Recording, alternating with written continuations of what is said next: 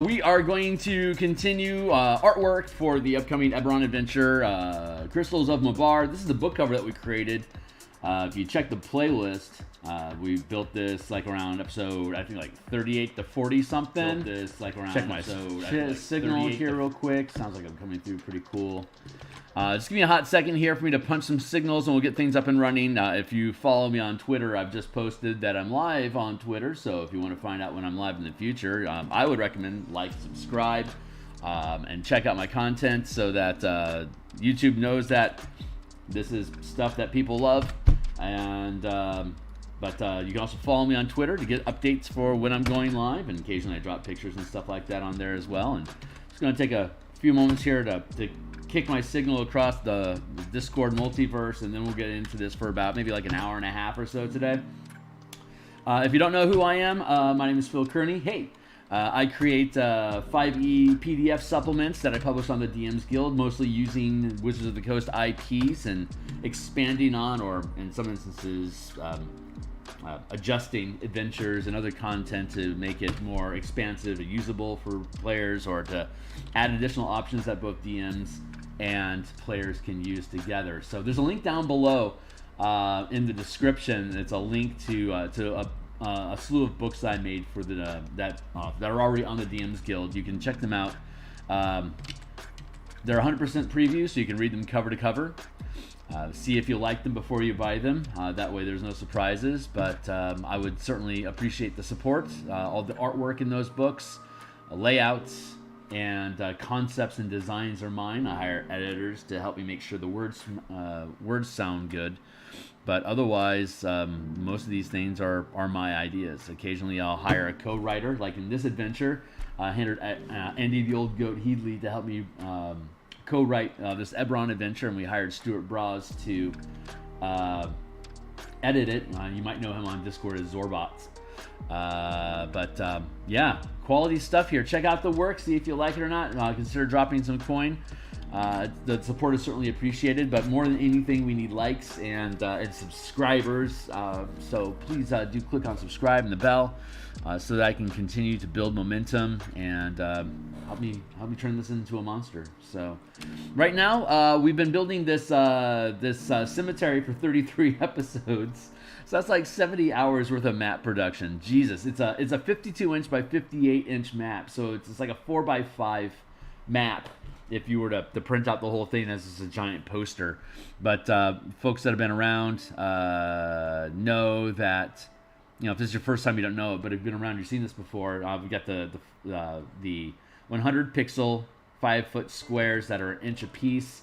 But then we have these larger breakdowns, which are 10-inch wide, 10-inch tall, 14-inch wide, which fit on 11 by 17 legal document sheets that you can feed through a printer with a 1/2-inch margin on each side, and you can just trim off the margins. But otherwise, it's if we get rid of the roof, it's just a very simple, plain, black and white, low ink impact map tile that you can print out. But if you're using virtual tabletop like I do, like Roll20, you don't need the tile. You don't need the 11 by 17 pages. You can just tile it by inch, and this is calibrated to be 2 pixels wide at 100 DPI.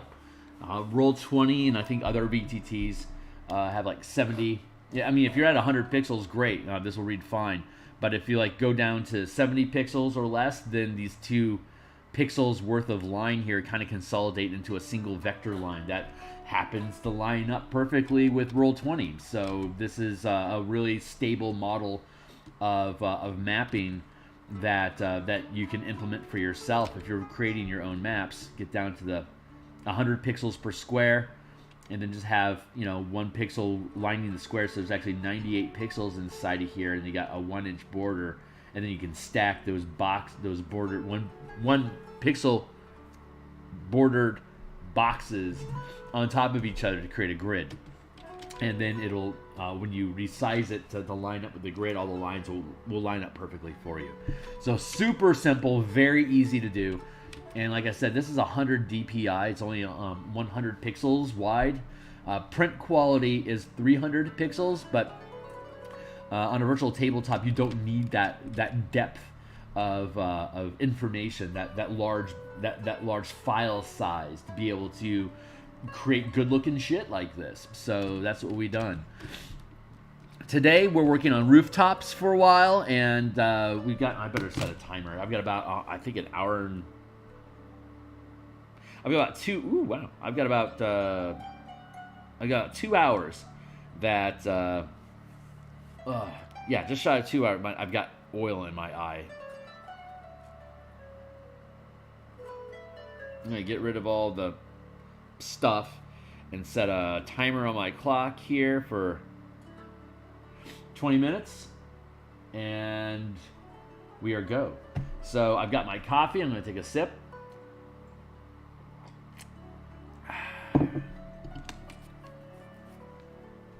And we're going to create some rooftops. So we have the language here that we're using with the color here is corresponding with the color here. These are. Wait. I'm checking my shit here real quick because something looks goofy.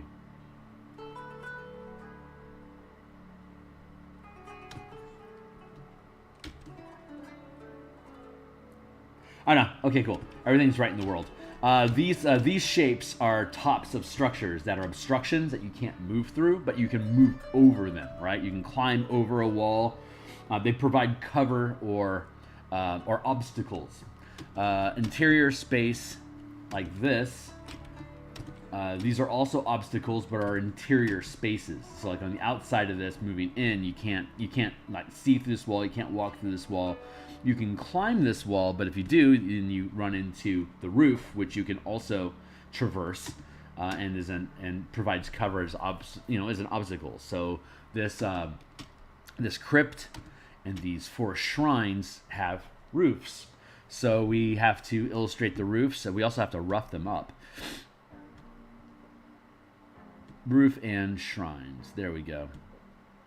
So like these are statue pedestals, and these are wall stumps, and these are walls, and you can see here that this wall is corroded because this isn't an obstacle. You can traverse this surface like a small sized creature could crawl through that space, while a large sized creature or medium sized creature could just climb the wall. So, and you can see here that like these gravestones are the same color as this wall space, which means that you can use these gravestones as obstacles or cover to conceal your presence. Like you could duck down behind this and hide. Like if a patrol comes through the front gate and then hooks right and heads this way, you could potentially have your character, like for instance, drop down into this murky gloop and use this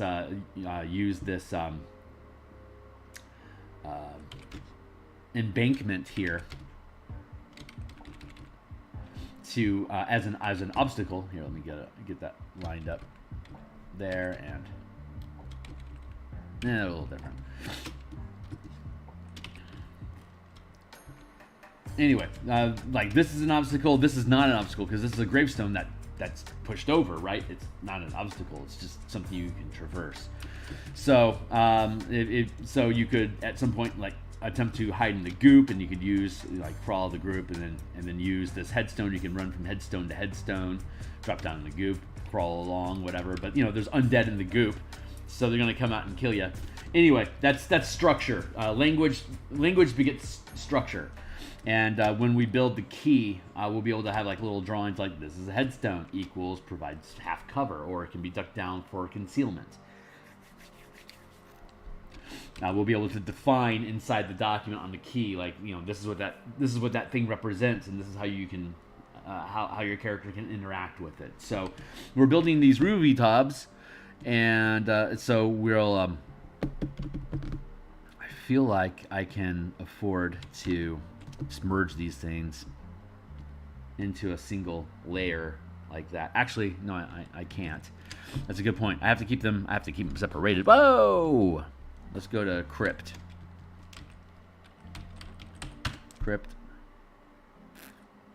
And then shrines. what we need to do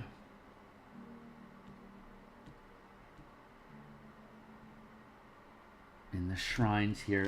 This is me sorting out the logistics of stuff. So bear with me, folks. We're creating reality here. So we're gonna go with a 3 pixel line. So what I want to do.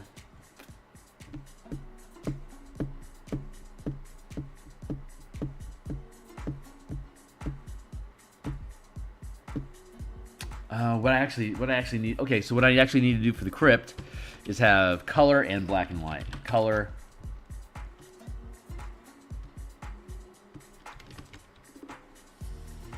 and BW.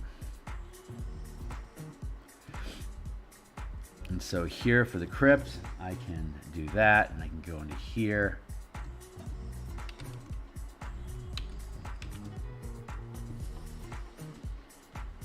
Oh, interesting.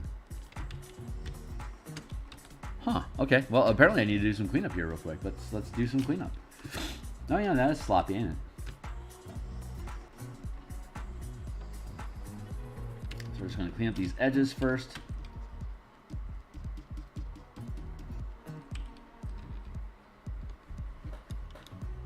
This is just an eraser tool, and I'm holding on the shift button, just pushing along the edge.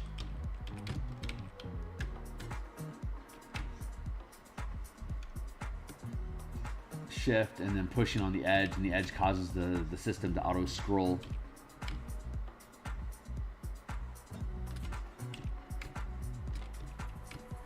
I'm gonna do that again. I'm going to go specifically over the border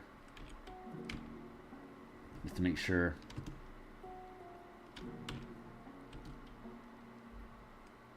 I get all that stuff fleshed out. That should be good.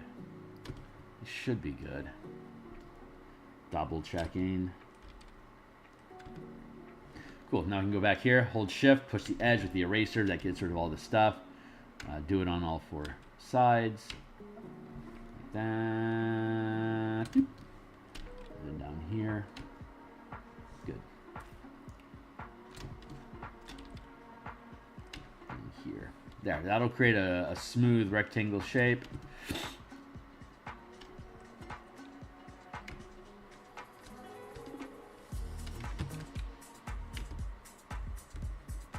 I could get down to the pixel, but I'm not going to bother. Maybe I will when I go back, but for now, I honestly don't care. So we're going to highlight that here. We're going to go back to here. We're going to bloop, bloop, bloop. There. Now, this is a white, just generic shape that we have because, you know, if we do the non-color version of the... Close that up. Close up the shrines for now, because like again, if we get rid of the black, if we get rid of the color, we need to have this properly represented in black and white, right? So because this is going to be something that we can lift off and peel away as a separate object that'll be on a separate 11 by 17 page. You'll have assets, all the black and white assets, soldier assets, skeleton assets, ghoul assets, zombie assets, specter assets, bone knight assets, Mammoth of the Mist assets, Vulpina Lotharia assets, as well as these rooftops as separate assets that you can print out, cut out, and then, you know, drop on top of your crypt map here so that it has a roof so that you can display all of the map without revealing the interior of these structures until characters are willing to venture into these structures like that. So it's an easy way for you to do progression in that sense. So let's grab our color again, and here I'm going to make that transparent for now, or hide this white layer because that actually won't serve us any purpose until we get into the thick of the document. So what I'm going to do here now is go to a black,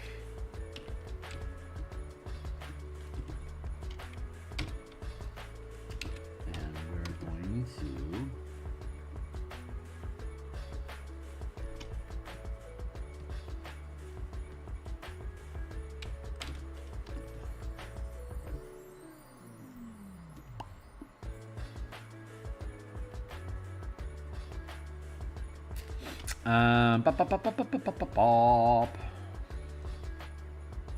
Right. Black, and then we're going to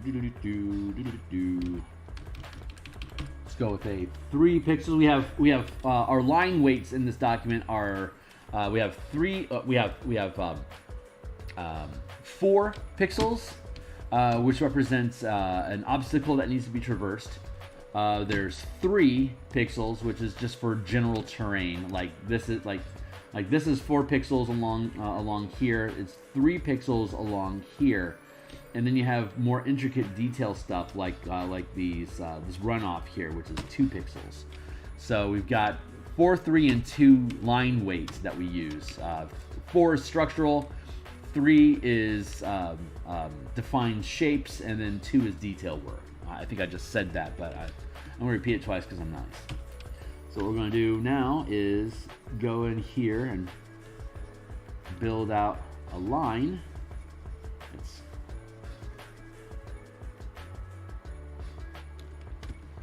Ugh, why do we have that inconsistency?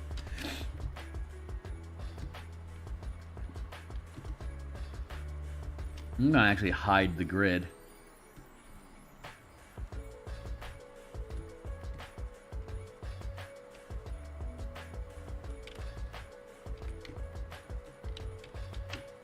Damn it, I do need to get down to the pixel. That sucks. Alright, well, let's just get down to the pixel then. Let's just get down to it. Make sure we actually have a square here, because I am not that good of an artist. I might be a decent artist, but I'm not very thorough, exact, precise. Precise is the word. This project is actually really good for me because it's forcing me to think about precision a little bit more. Like I don't do a lot of structural stuff or like architecture, shape, like object creation in general. It's not my forte. So this structural stuff is a great challenge for me to improve my chops, you know.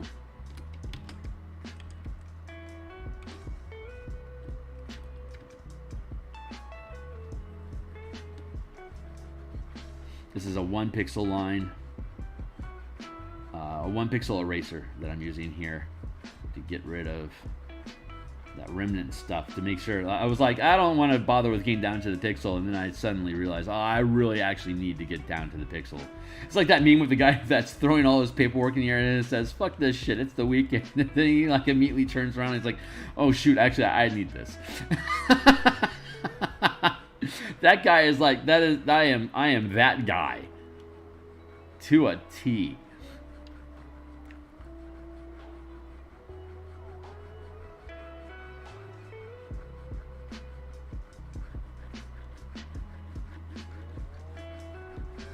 I have to be thorough with this eraser because it's only 1 pixel wide. It has a little bit of an issue picking up on everything I'm trying to do. And then I'm going to go back through again to make sure there's any extended feeties. And I hold down the shift key, it keeps the pixels inside its lane, so it doesn't accidentally, like I can be all the way up here and you can see it's not erasing stuff up there because it's running along this shift path that I've set for it. It can't deviate from that narrow line. So I can go through to make sure everything is actually properly set, and then I can drop this down to 1 pixel again, and we can run along like this, see if there's any inconsistencies sticking out. And while we're doing that, I can erase along this line here, looking for those inconsistencies. Doesn't look like I'm finding any. Just because I didn't find any doesn't mean I actually passed my perception check. I'm really fucking blind, so I miss stuff a lot. So I'm going to go back through a little bit more closer. Let's make sure this line is truly serving its purpose.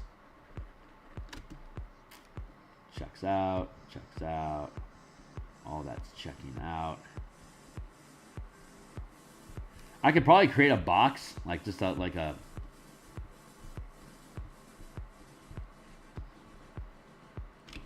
You know, that's actually a lot smarter. Let's be smarter. We'll go with a window, and we're gonna pull up our tools, and then we're going to grab a rectangle here. We're going to do that. We're going to line it up. We're going to transform the selection.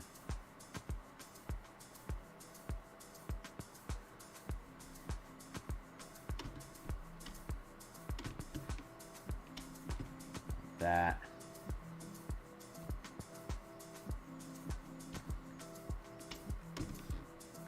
And oops, too far, Kearney. Let's see if I can get that properly lined up. It's actually be a lot quicker. There's a lot of really great tools that Photoshop has that we can use if I'd use them. I'm glad that we are. There we go. So now we can fill this properly. Now we can select inverse and really just erase the hell out of the border. Now we should have a perfect square. Boy, guard. This is much more efficient. I'm proud that we found this. Thank you so much.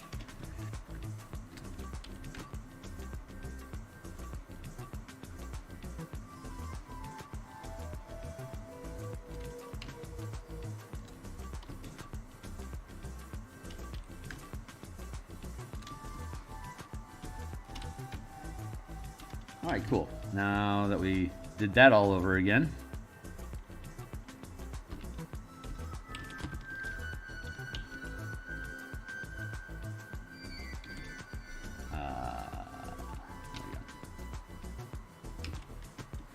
is that right?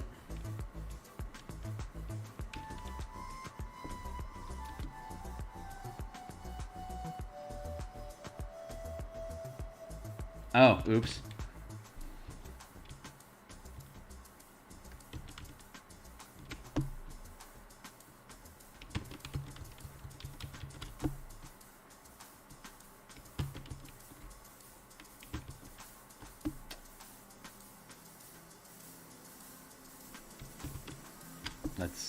Let's instead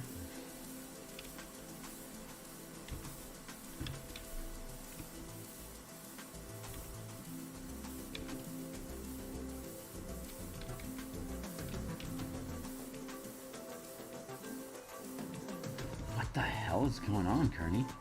Why is creating this square so damn difficult today? Like, for freaking real, my man. I has issue.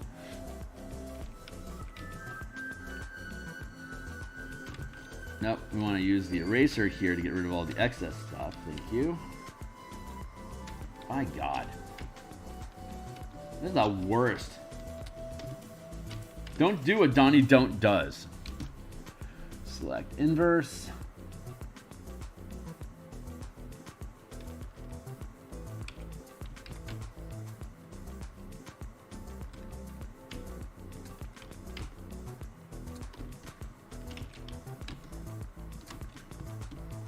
There, maybe we finally successfully built a box, huh?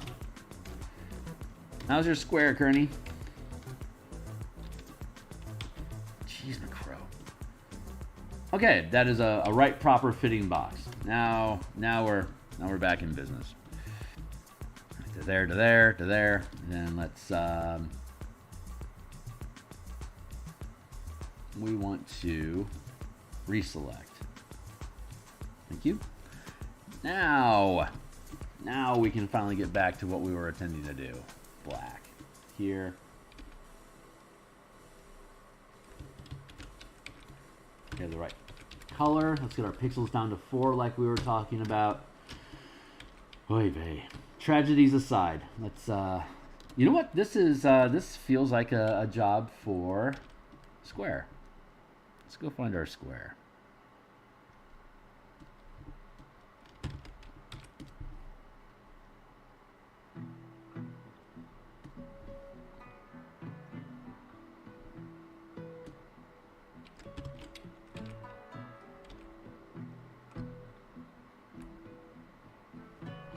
Into a square, 4 pixel wide.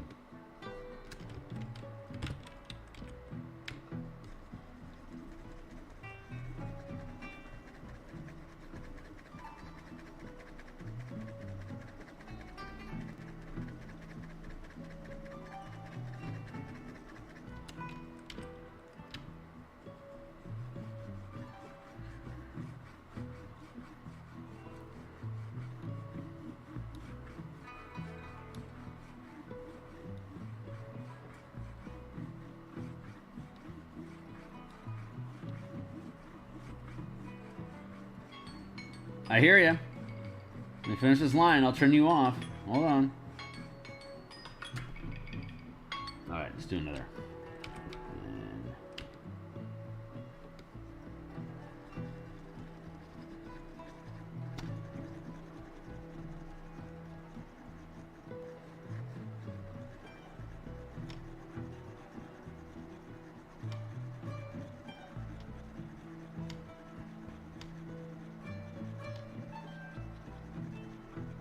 Hey, Dollar, how you doing, my man?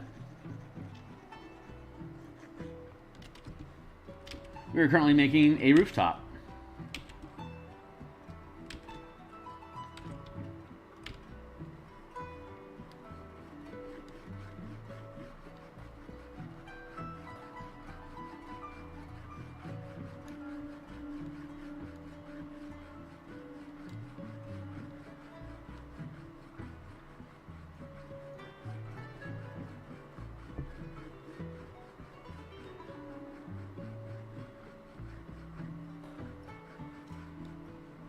Yep, always working on the art. Most of the stream, I think I may have talked about this in the past, but when I was building the DMsGuild link that I have in my description down below as a link to all the color mana spell point variant rules that I built for use with MTG settings in D&D, and I had like 60 some odd illustrations I had to do. Well, between those 5 books, there's like I want to say like around 105 illustrations that I created, and so that's a huge lift. So I realized that if I start streaming, it holds me accountable, that I'm like literally have to keep myself focused on it, because like I wouldn't say I have ADHD, but I certainly have a hold on. I've been listening to oh god, what's his name? Hold on real quick. Andrew Huberman, there he is. Andrew Huberman. This dude. He's a neuroscientist. He is an academic doctor. He's not a medical doctor. I think he works at ACLU. I don't remember exactly where he works. But he's a neuroscientist. So he talks about how brain chemistry works and stuff, and he talks all the time about dopamine and how the body tricks itself into different patterns of activity and habits to gain dopamine releases, which is, you know, the happy chemical. So hold on real quick.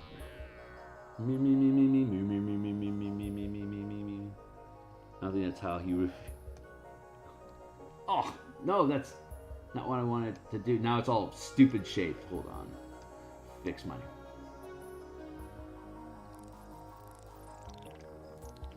face. Your face is a disgrace because it is misplaced. But I am the max. What do you mean about my face?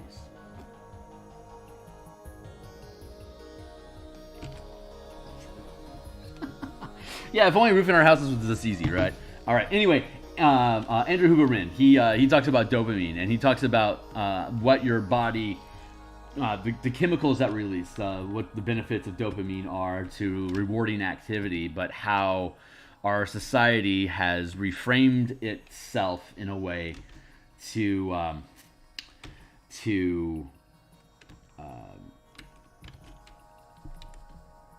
what's the word I'm looking to use? Hold on real quick. Let me draw this line. There we go. Like if you have a difficult task to perform and you give yourself a reward for performing that task, what you have done is you've reinforced not the task that you think that you're rewarding. You're actually just teaching your body to reward itself for the reward. Like me performing this art doesn't create any reward unto itself. The satisfaction of completing the art is a reward. But that's false. if you are creating artwork for a reward, whatever that reward is, whether it's posting on social media for praise, or just personal accomplishment, you're not actually producing the art. Isn't the praise, it's the act of being praised that is the reward. So if you're doing artwork to get praised, you're not actually building any strength in artwork. You're creating paths in your mind to generate means of being praised. Or like, and you can substitute like being praised with anything, like I don't get to eat until I finish this block of art or whatever. Then the food becomes the praise. So your body slows down the passage of time because you're hyper focusing on when I'm done with this project. How soon am I done with this project? And a lot of what he talks about is restructuring how your brain has a relationship with activity so that you can gain joy and pleasure in the task itself. The task itself becomes the reward. And it's just a matter of not giving yourself any other rewards or any promises or any other sort of like joyful benefit of performing a specific task. There's no promise of praise or joy or anything attached to the task, so that you don't trick your brain into thinking you're going to get something out of doing this. Like the mere act of me doing this is has to be its own end result, which allows you to grind for hours. The one difference here that's interesting for I can use symmetry here to my own benefit as well. But one of the benefits of artwork in particular involved with this dopamine system is the flow state, where flow state itself is a very fulfilling mechanic. It provides its own feedback loop, its own reward circuit, because the flow state is a very relaxing place to be. So anything you can do to induce that flow state for yourself, it ends up hold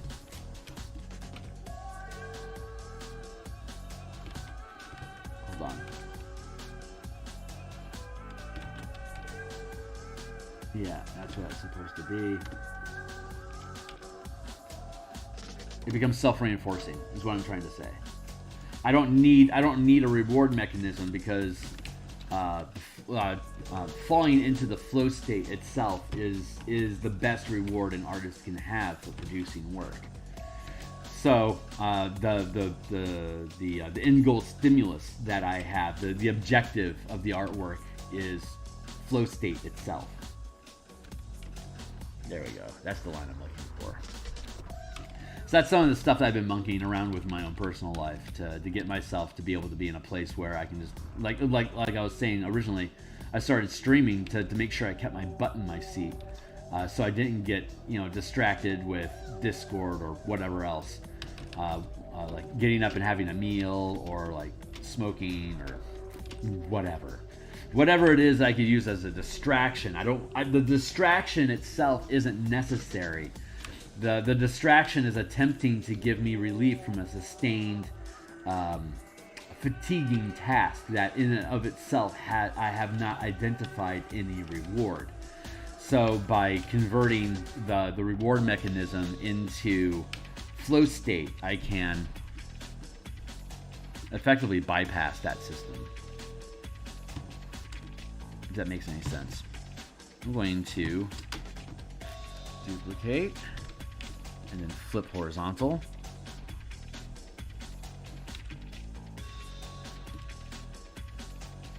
Vertical. And bam, perfectly synced. Boy, I nailed that. 1, 2, 3, 4, or did I? There.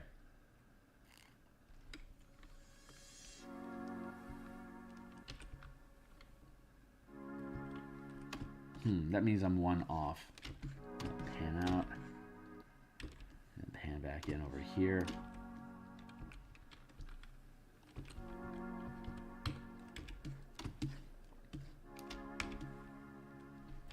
So that means I can delete that and then go back to here. Grab all these things and literally push them 1 pixel. That should make everything. Duplicate the group. Free transform.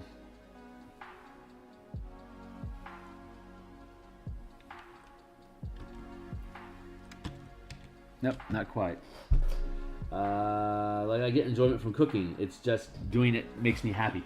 Exactly. Yep. It's that. It's just the simple act of actually performing the task becomes its own reward.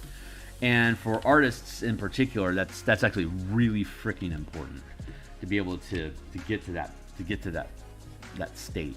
I'm going to conceal all this business just to make sure I'm working with the clean system here. So hold on while I fight myself.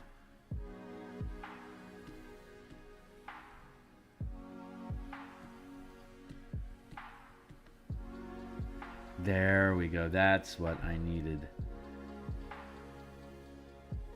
No, that's actually, no, that's not what I needed to do. Hold on.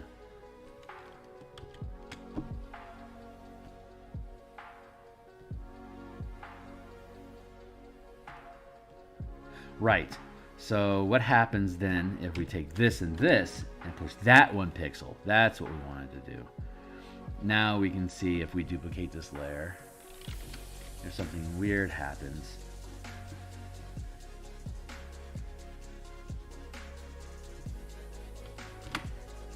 Yeah, it is a little wide, ain't it? 2, 3, 4, 5, 6, 7, 8.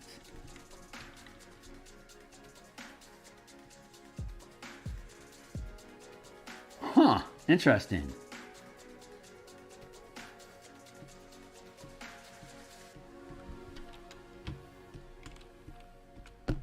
One. Did that line it up?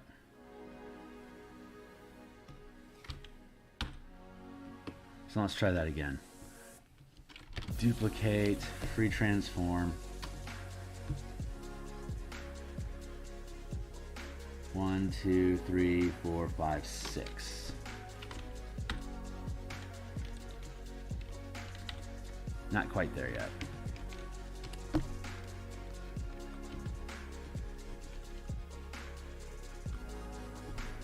Let's see if that does the trick. Duplicate. Free transform. 1, 2, 3, 4, 5, 6.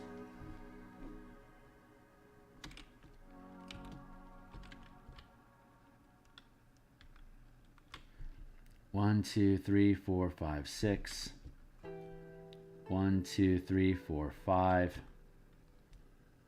1, 2, 3, 4, 5, 6. Interesting. So that's theoretically center. 1, 2, 3, 4, 5. Huh. Somehow I made this 5 pixels wide instead of 4. This is 1, 2, 3, 4, 5. That's 5 pixels too. What the hell is going on here, kids? Okay, so there's an easy fix to this. Burn it all down. Ah, no. We're going to here, and then we're going to free transform.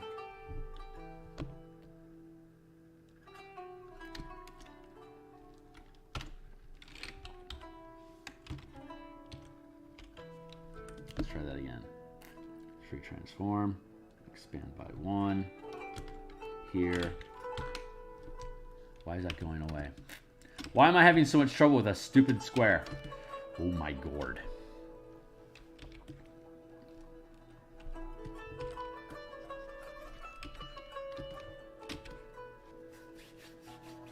So I want to make sure.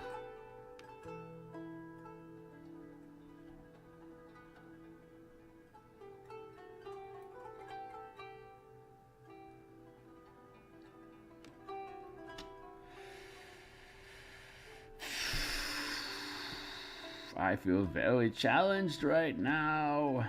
Let's see. So, reevaluating this thing. That line weight is too thick. That's our main problem here, is that this is 5 pixels instead of 4. So what can I do?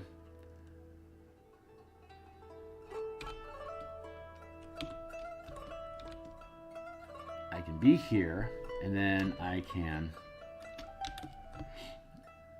free transform.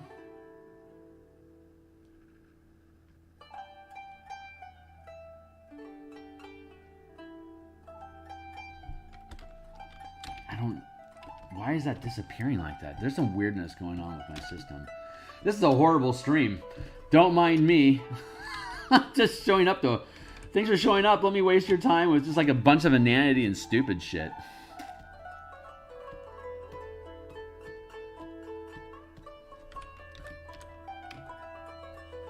Let's do it this way.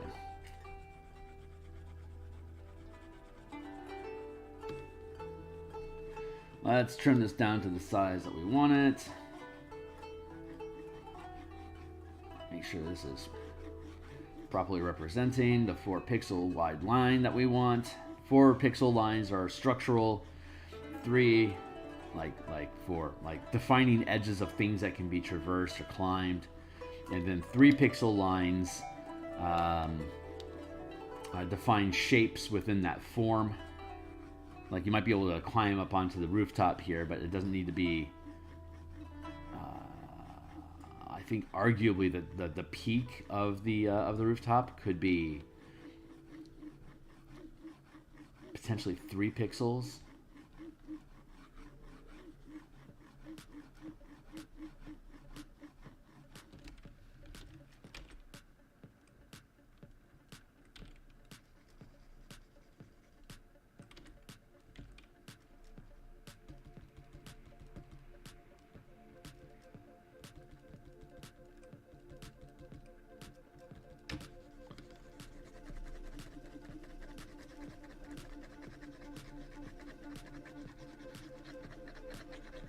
Oh God, I you know this I don't know.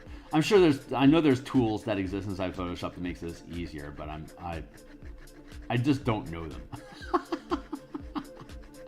I've only been using this program for like 20 years, and I'm hardly a master of the program.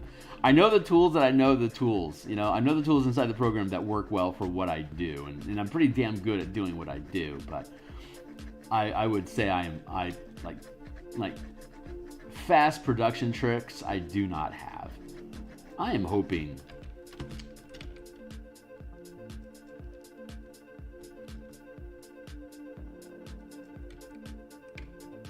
I can just be better.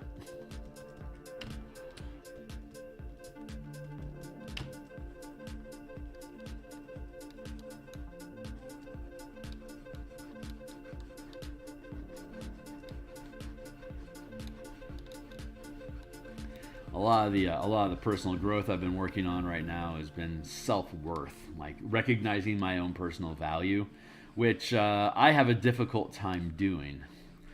And I am TMI moment coming up here. I don't see well at all.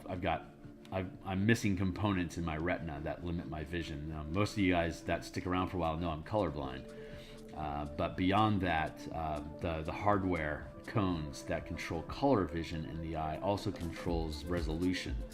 So like being able to, like, I've got 2200 vision, which is pretty damn bad, but it can't be corrected because it's not the shape of my eye that screws up the imagery. It's that I don't have the software to be able to get better resolution when I use the zoom function in my eye. So I don't have a zoom function in my eye. So whatever I see is fixed. So I have to physically move my body to get things into focus. And so that's a difficult thing to do. But what happens? People with disabilities, physical disabilities specifically. I'm not so sure about mental disabilities, but physical disabilities. People that have them have to evolve different strategies to get what they need for survival and getting by in society that are just non-issues for people without the disability. and each disability is different. Like people that are in wheelchairs that can't walk. If you can't walk, you need a wheelchair to be able to get around. That is a coping mechanism for the disability that you have that allows you to operate in the quote unquote on par with people that don't have that disability. And this, like in that wheelchair example, it's I have a wheelchair so that I can maneuver. Set a 20-minute timer. The wheelchair is the tool that allows somebody that can't walk to get around expediently, not as conveniently as somebody that has, that can walk and run and stuff. But in some instances, the tools can provide, faster speed or whatever. But that's a rabbit hole. The point I'm trying to make is that is a very obvious tool that can be used with somebody that has a physical disability. Somebody that's truly like 100% blind, like actually can't see at all. For instance, might have a walking cane to tap at objects to be able to make sure they don't run into stuff or fall off a cliff or something. But these are physical tools that allow this physically disabled people to operate and function in quote unquote normal society. But there's other types of tools. And since I'm not 100% blind, I don't need those physical tools necessarily to be able to function. I have like I use the magnifying function, like the camera on my phone all the time, so that I can read menus like at fast food places or Kinko's or whatever. Just so I can see or like signposts and stuff. I'll pull out my camera so that I can use the camera zoom function to be able to see beyond what, like I can't walk 15 feet up into the air to read what that road sign says, that street lamp. So I get to use my phone as a tool. But again, that's a physical tool compensating for the physical disability. But there's also meta tools, I guess is a good way of putting it. And this is psychological stuff. Like for example, before phones existed, I would need to have like binoculars or something. But if I didn't have binoculars, then the only tool that's available for me to be able to read that thing that's beyond my visual range is asking someone to tell me.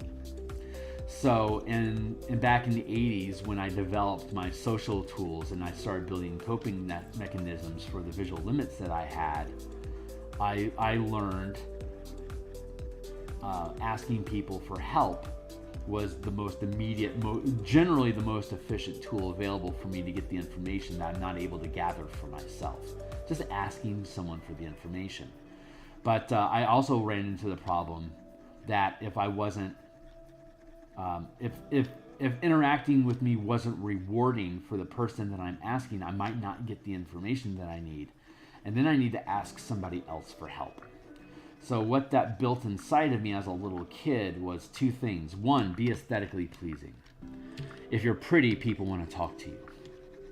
So looking good is important when you have to ask people for the help, because just simply being pleasing to look at means people are going to be open to, are going to want to extend or encourage that dialogue, because the more I'm talking to them, the more they have the opportunity to look at me, or me looking at them, if that's what they want.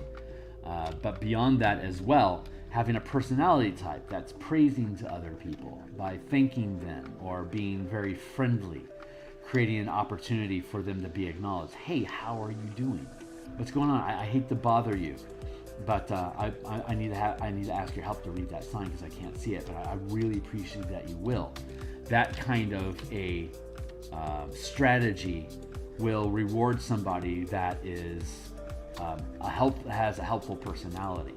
So some of the tools that I had to develop as a limited vision person was, how can I quickly identify the nature of who I'm interacting with to see if they're a helpful or an argumentative personality type, because argumentative people are less inclined to help me, but agreeable people will. I can play upon their need to serve others or to feel self-satisfaction and self-praise for helping somebody. especially when it's such an easy task as, hey, what does that sign say? My vision, I can't see it. You know, so that sculpted my personality type to be codependent. If I can make sure you're happy, I can get the things that I need, things I might desperately need, like I'm lost and scared, and I need you to help me find my way out of here because I can't see the exit. Help me. And so that as my baseline of I rely on others for me to survive creates a codependent personality type, which then starts, if you take that to a really radical degree, it creates self-objectification, where my own needs and wants actually become secondary to whomever it is that I'm beseeching to help me fulfill that thing. Like the end goal, it's what is it called? Secondary gain. It's called secondary gain. So the secondary gain that I get from treating you well is you're willing to help me now and potentially in the future. So the more I'm willing to sacrifice and serve you, the more of a social agreement we have that you will in turn serve me when I need it. And I need that to be reliable. So it creates this weird personality dynamic where I am deeply codependent. And so I seek praise as a form, as a meter, a measuring stick of how likely are you to help me in the future. So it's really interesting, but that's a psychological tool that I didn't know that I developed. But it stopped serving me. I don't need to have that tool in my life anymore to survive. It's a convenient, easy tool that that is my default fallback. So when I'm tired or don't want to put effort into something, my default circuitry has me people please and provide, you know, codependent behavior like we're talking about. And, whoa, wait a second. That was weird. I was actually I didn't know I could do that. I was actually extending the line by shift drag. I didn't know I could do that. That's really fascinating. Yeah, I learned something new here. Anyway, that's all the talky talk I've been doing. So, and that ties into that dopamine thing where, like, if the praise that I like praise is a form of dopamine reward, because we're psychologically conditioned by society to value recognition from others. And my own personal psychology is particularly tooled to seeking that praise. And then it gets really rough if I mismatch alignment with like if I like the social contracts that I operate under, where, like, if I help you or if I serve you, you will serve me. I don't necessarily, that's very transactional, and it's very weird to the human experience to spell that out as a verbal contract. Like, I'm willing to help you, but I'm going to ask for your help later. Like, people don't do that. That's not how people talk. And so most of that assumption that I'm making is built into my conversation. And the problem, it starts to become a problem when I believe there's a social contract where you're going to help me because of something I gave you, or help I provided, or praise I gave, or attention I gave you. I build in this internal dialogue of this person is going to help me in return, or this person is going to reciprocate somehow. But if that isn't distinctly expressed and agreed upon between me and somebody else, then if they disagree that they owe me a favor, that they should help me read that sign, I will become I start to disassociate, like PTSD stuff. Like I'll shut down, or I'll become violent or angry because I've invested my energy into you with the intention of you reciprocating that when I need it, which is a very transactional, cold-hearted, what we would call like a reptilian relationship that you're building with humanity. And that has been my baseline for most of my existence. And now that I'm capable of identifying that flawed track, I can start attempting to notice, like, when does it manifest? How does it engage me as a personality type, right? Like, when does this thing come into effect?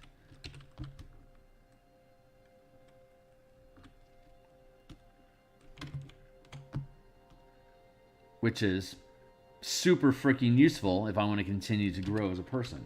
I need to be able to isolate that kind of crap and get it out of me so that I can approach people truthfully with integrity. I'm helping you. I am pre-built to help other people because it is so self-serving for me. Now I can strip out the self-serving aspect of that and start to look at how is me being of service to other people fulfilling unto itself. That loops back into that dopamine thing. I am attempting to build tools that acknowledge helping other people is unto itself a rewarding act. And that is a big challenge.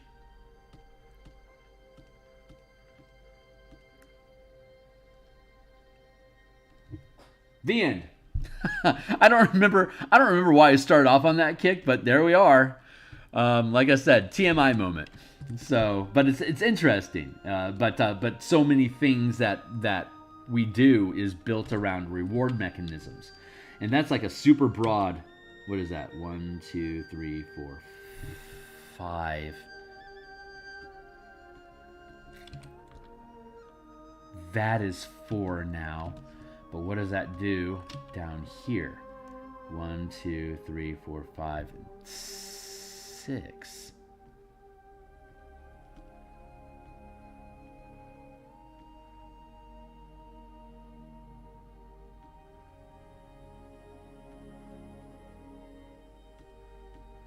Yeah, that's 2. So how close do I need to zoom in to make that move 1 pixel? Okay, that was 1 pixel. And now... Can we... no, we just locked up. I have to save and restart the program.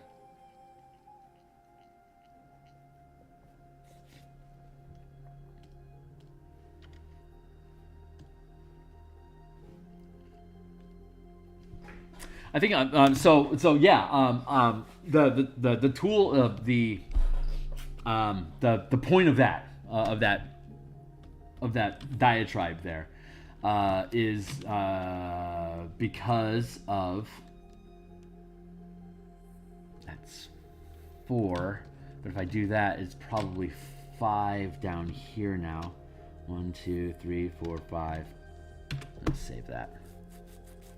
That's 6, and let's go up here and see 1, 2, 3, 4, 5, 6,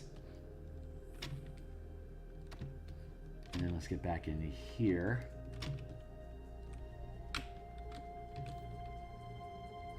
5, and so this should be 5. Good, and this should be 5. I'll get back to my point in a minute. I'm mathing. 5. Okay. That tells us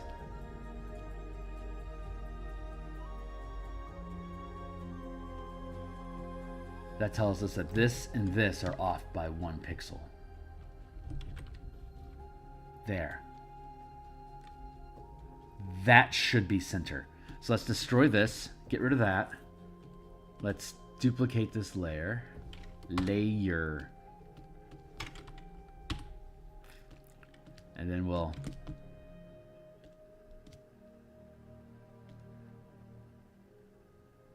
it's off a pixel. All right, so it went from 4 to 5, so that's 5 pixels. So now we go up here to look at this is now 5 pixels as well. And is this 5 pixels? That is 5 pixels.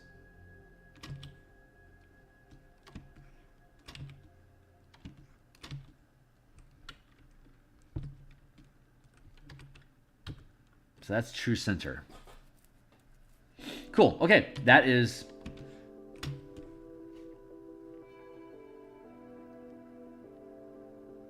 true center, but is it truly center? Hold on.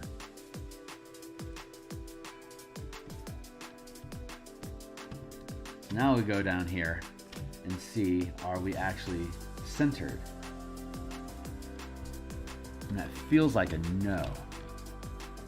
That feels like a yes. So that means the square should line up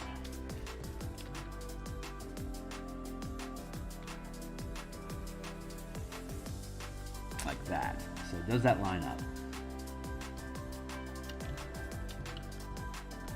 Yeah, that lines up.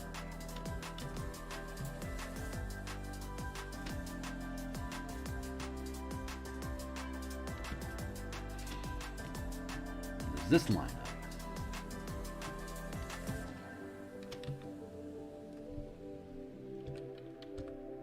There, and now this should be lined up. Perfect. Cool. We fixed it. Hooray. Hooray.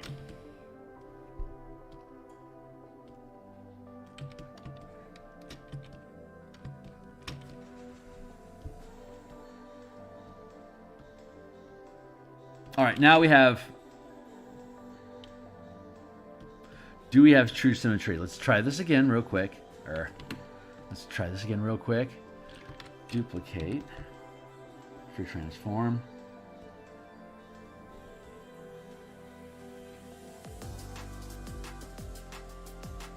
Still off a pixel. Oh well, we know how to fix it. So we should be able to. We can now, like we've been doing with the Spelljammer ships, we can now proceed.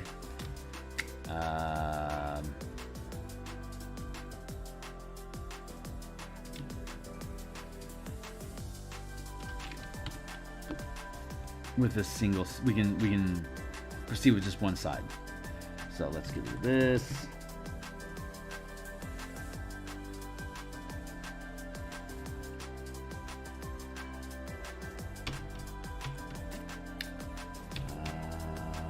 Actually, want to keep that for now here.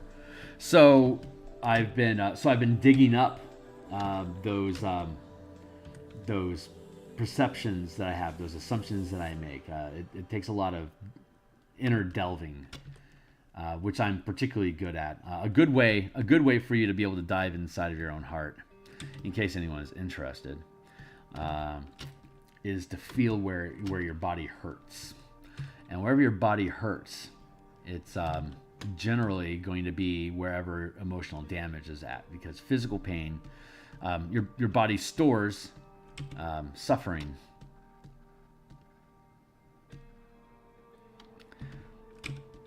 in your body, in your muscle system. So if your muscles have tension, there's a decent chance it's because you're holding on to some form of stress. So if you can dive into where it hurts and focus on that pain and just like ask it, how can I help? That is often all it needs to be able to tell you what's hurt. And it might not even, sometimes it will, for me, this is me only. You may find this is true for yourself if you explore with it. But for me specifically, when I ask it that, it'll either feed me a memory that I either forgot or didn't realize was associated with some sort of trauma or stress that I'm experiencing. That I can look at it honestly and be like, oh, that's something I did not realize that was creeping around inside of me. So thank you. And when I release it, that thank you gives it an opportunity. Like again, this goes into that dopamine thing where you aren't exploring this to get rid of it, because if you do that, it has its own intelligence. It has an emotional intelligence. So if you attempt to engage with it specifically to get rid of it, it will know that's what you're trying to do, and it will trick you, and it will hold it against you. That's what Carl Jung calls the shadow. The shadow is when suffering inside of yourself is allowed to fester for so long that it starts to create its own identity to protect itself from being hurt further. So, and it devises intelligent strategies to be able to prevent you from unearthing it and discovering it. It hides itself inside of your body, and often will create layers of additional trauma that you have to use, like that you have to treat those as symptoms. Those are symptoms that you think are the source, that it throws up as shields to prevent itself from being unearthed and discovered, because it resents you, because it knows that if you try to interact with it, all you want to do is kill it. You deem it unworthy of existing, but it believes it does deserve to exist, and it wants to protect itself just like any other creature would want to protect itself, but it dwells within inside of you. So,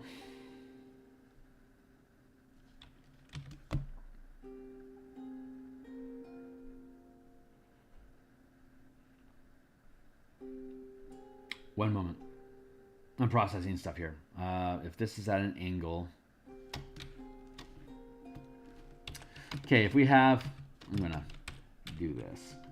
So if we have this, and then we have this, and this, and then we have a thing on top of it, like this.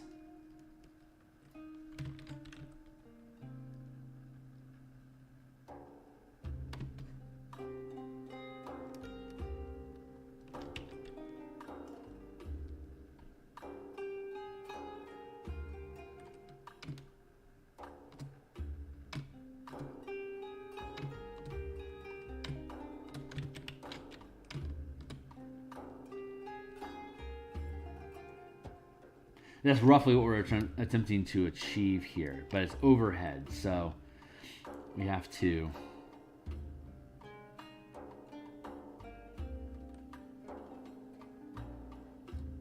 okay, I think the proper way then is to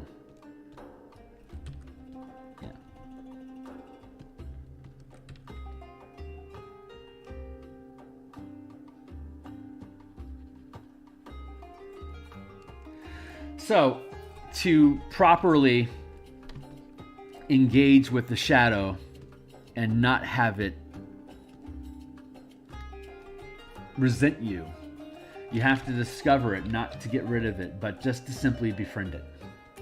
It needs to believe that you respect its existence and that you want it to be. I'm gonna do this. I'm gonna free transform vertical.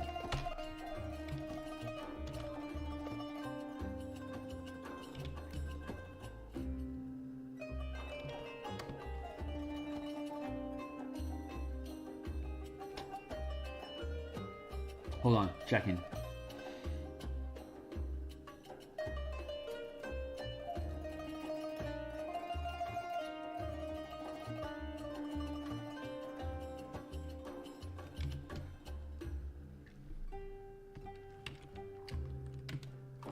What if I do 4 here to here?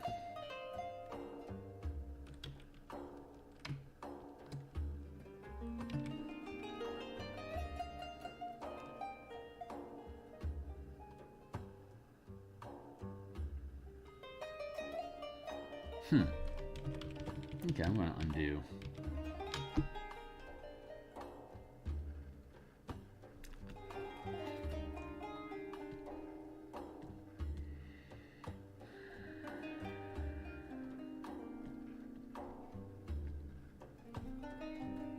How do I want to do this? I'm building this. I'm building this rooftop, and I don't necessarily know how it's supposed to look. So I'm kind of just figuring it out as I go.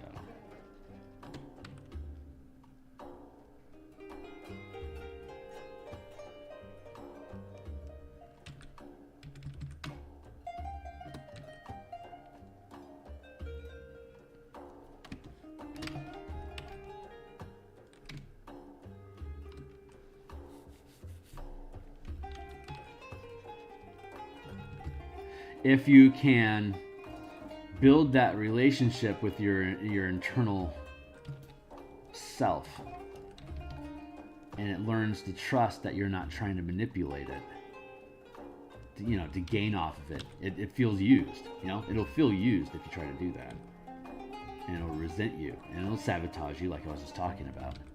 But if you can successfully build that relationship with it so that it trusts you, and you ask it, what's hurting, what's going on, your end goal then becomes as though it were a child, your inner child we'll talk about.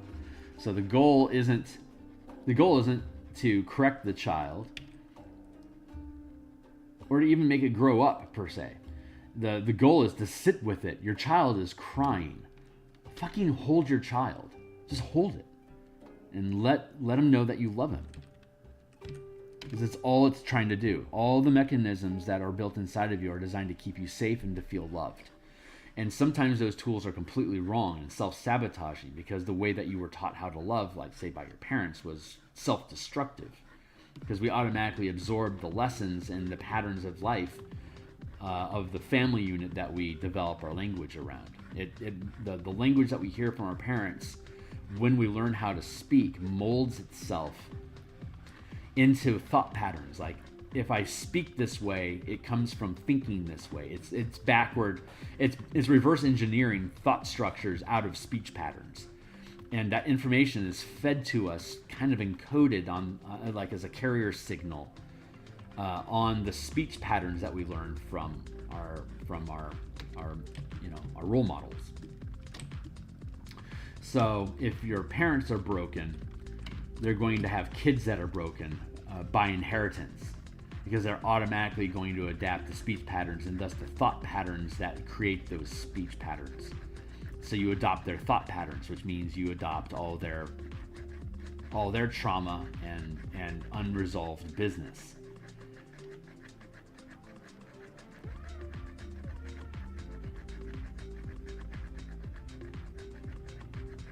So build that relationship. I'm building that relationship with my inner self to be able to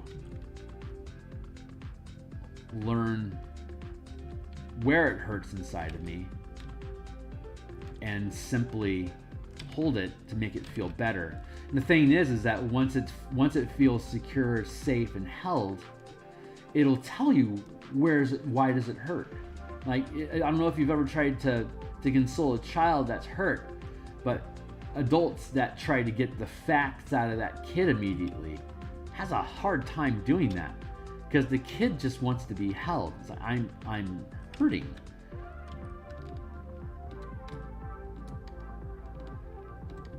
Love me, help me through my pain. And once the child feels soothed, they can say, this is why it hurts. This is who hurt me, or this is where I fell, or I stuck my hand in that oven.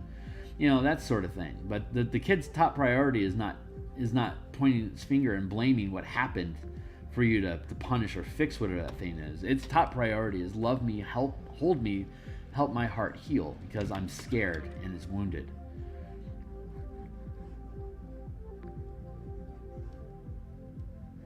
So a lot of the inner work that I do is holding that space for that younger me, that whenever it got damaged, that's the age that, whatever the damage is, that's the age that it's frozen as.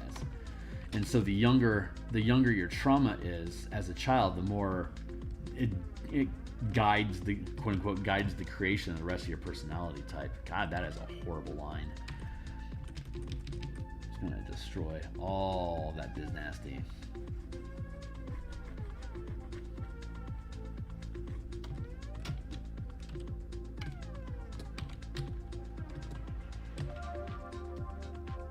So, this is all me. This is all what I've discovered about myself and my own inner workings over, decades of trying to figure this stuff out. And it may be true for you or not. I just know it works for me. So, having said all that, I've been uncovering this codependent, self-degrading components of my personality, and And when you unearth these things, they become tender, and when you expose them to air, they kind of leak. So a lot of this specific work that I'm talking about had been done yesterday. No, Thursday. And so it's been cycling. It takes typically 48 to 72 hours for that stuff to cycle out of me. Cycle, C-Y-C-L-E. And so, and part of that cycling process is generally an expression of it. Like it relives that experience through me. And so what that means is that I've been a very self-doubting and why is that? Free transform equals, oh yeah, I get it now. Self-sabotaging and creating more difficult, like this. I didn't understand what was going on there because I'm going through this process of not believing myself right now, because that's the root of the codependent behavior, of not believing that it's something I can do on my own, that I need someone else to help me through this process. And so it's been so I'm reliving those experiences. So as a result of it, I'm having all these missteps, stumbles. It may not have been the best day for me to do a stream, but we stream on Saturdays. So here we are. Reach down. That's very simple. So I'm becoming content with this. There would have been a statue up here originally. So let's duplicate this layer.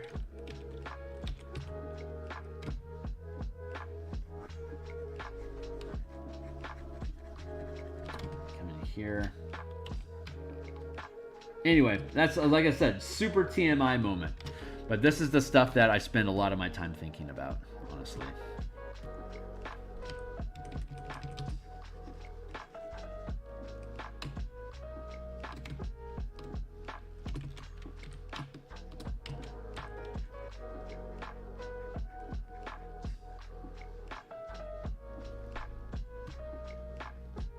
I spent a lot of time alone as a kid.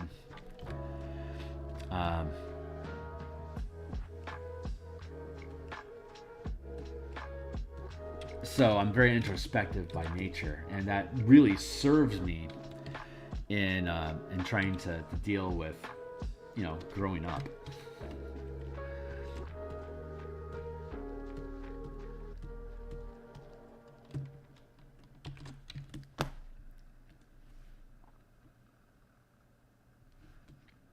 So it allows me to unearth all these interesting things about myself.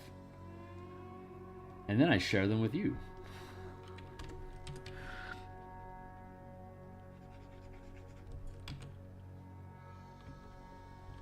Which I did not know was something that I was going to do with my life, but apparently sharing my traumas is a part of my process. So here I am on stream, airing all my laundry.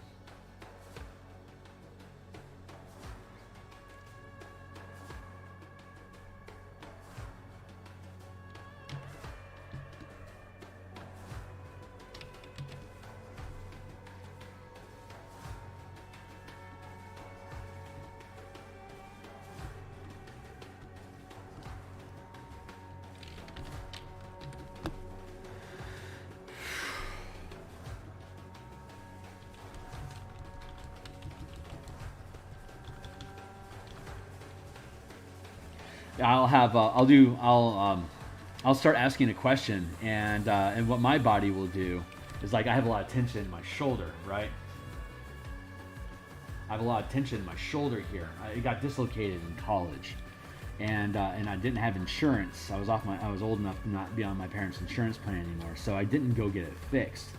So it's been a seething wound that turned into a massive, just permanently locked knot inside of my body. And my body uses that as a storage facility for stress, and it's grown like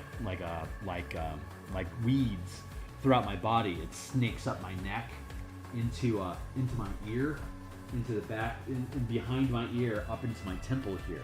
So I've got these fingers of stress like this that stick on my face, and they all come from down inside of my wound here. And then also from here, it snakes out and then goes down into my heart, past my heart, down my spine, into my hips. So I got hit by that truck about the same time. So my body bound the stress and trauma in my shoulder, and then anchored it down in my sacral, my sacrum, the bone, the tailbone between my hips. And it's been fusing my hip bones to my sacrum, limiting my mobility. But all these threads of tension go all the way up my spine and then connect with my shoulder. So there's this large root network. It's kind of like The Last of Us. I've been watching Last of Us on, I think it's on HBO, about that video game that got turned into a TV show. I never played the video game, but it's all about mushrooms taking over people and basically turning them into mushroom zombies.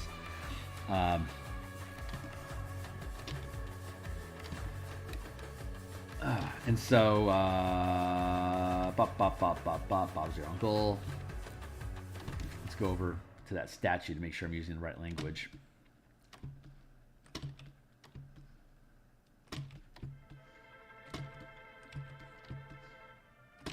Three, two, and two. So when I connect with a point in my body that hurts, and it tells me about its trauma,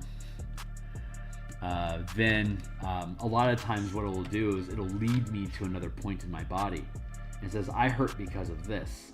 And that itself is a separate stress point that needs its own soothing. So when I can't sleep at night, I end up doing these, like this dungeon delving through my own body to find where the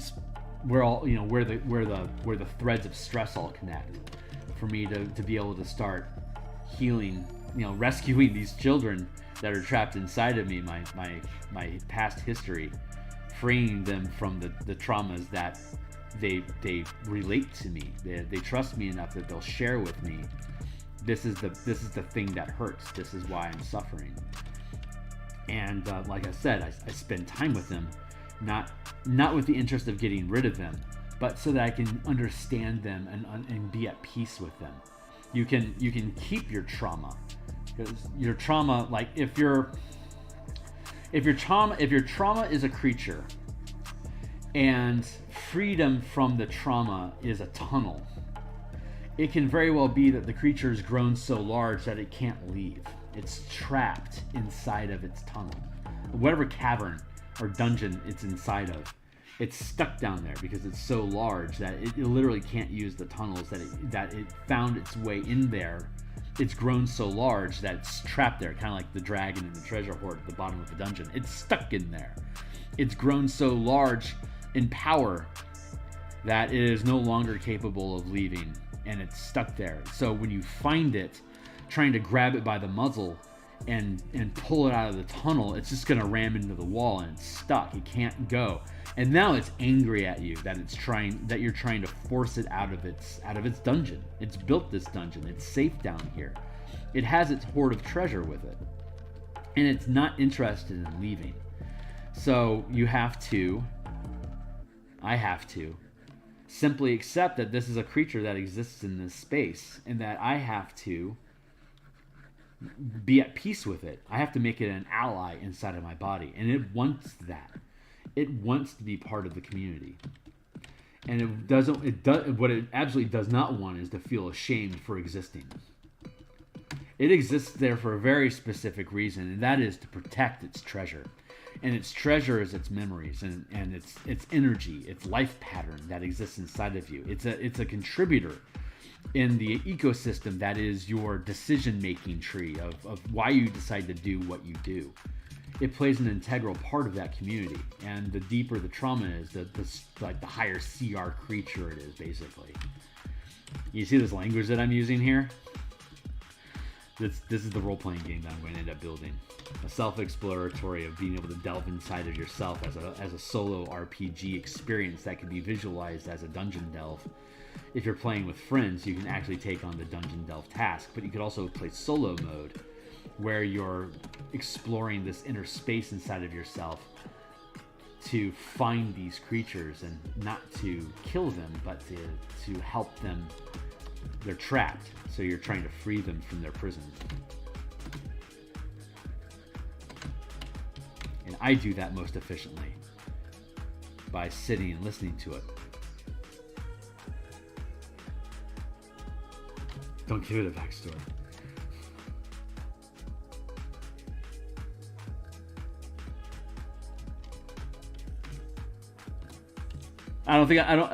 That sounds like a joke, but I don't understand it. But yeah, sometimes they leave. Like if you can sit with them long enough and let them free themselves, they can leave the space, and then that's like this cathartic release that you feel.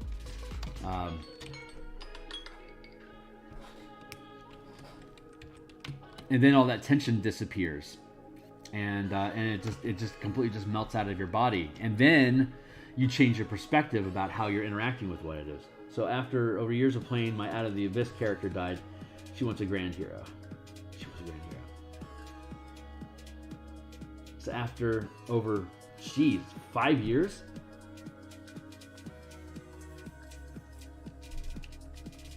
Man, that's rough. I had a character for like 6 years that ended up dying. We were in second edition. We were using opposed defense rolls. Like we didn't have default armor class. We would. Sorry, by the way, for your loss, because that's a lot of times those characters become kind of like part of your personality. You know, mine did. It was an Ephesian campaign, and we were like 27th level. I was playing a fighter psionicist. And so we were using defense rules, right? So like the DM would roll an attack roll, and then the player would roll a d20 instead of having a static armor class. You know, armor class bonus plus d20 is my defense roll. He rolled a natural 20. I rolled a natural 1. And we had never, for years and years, we had never seen that happen, but I was the first. And my character was literally down to 1 hit point. And if I was able to hold off the attack, it would be my turn, and I could kill the enemy. It was the big bad that we've been fighting for the past 6 months in the campaign, and we had whittled him down to 1 hit point. And so if I was able to survive that defense roll, it would have been my turn, and I could have killed him, and we would have won the day. Bully for us. But nope, he rolled a natural 20, and I rolled a natural 1, and I only had 1 hit point left. I died. And we decided, well, that's a suitable death. He's dead for good, and we retired the character. But it was the death of a generation for me, man. You were talking about how we have to drive the monster out of its dungeon. It's safe down there. It has treasure. So yeah, after losing my character, we also had to surrender. Oh, really? Oh, that sucks. What a coinciding experience. Wow, I'm so sorry, man. That sucks. I had to give up a cat once, and boy, it was just God, something dies inside of you when you have to give up your pet like that. I'm so sorry.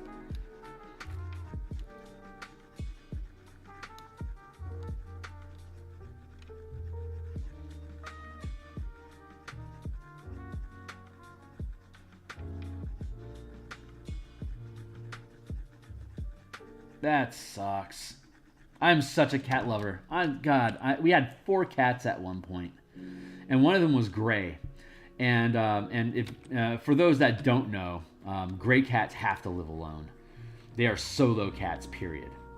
Because they will just beat up and hate on any other cat that you bring into the environment with them. They're like, no, there's only but me. They are solo critters. So we had 4 of them, and it took us like 2-3 years to realize that gray cat has to be alone. So we had to give Yubnub up to. We called him Yubnub because he looked like an Ewok. So we had to give Yubnub to one of my friends. He was one of my gamer friends, so I was lucky that I got to visit him occasionally. I was very, very fortunate about that. But man, that sucks. I'm so sorry. So out of all of this, my new character is a Hobgoblin Peace Cleric Ranger. Oh, that's gonna go well. Right on, dude. Power mix. Hobgoblin. Power mix for real, dude. Zone for days.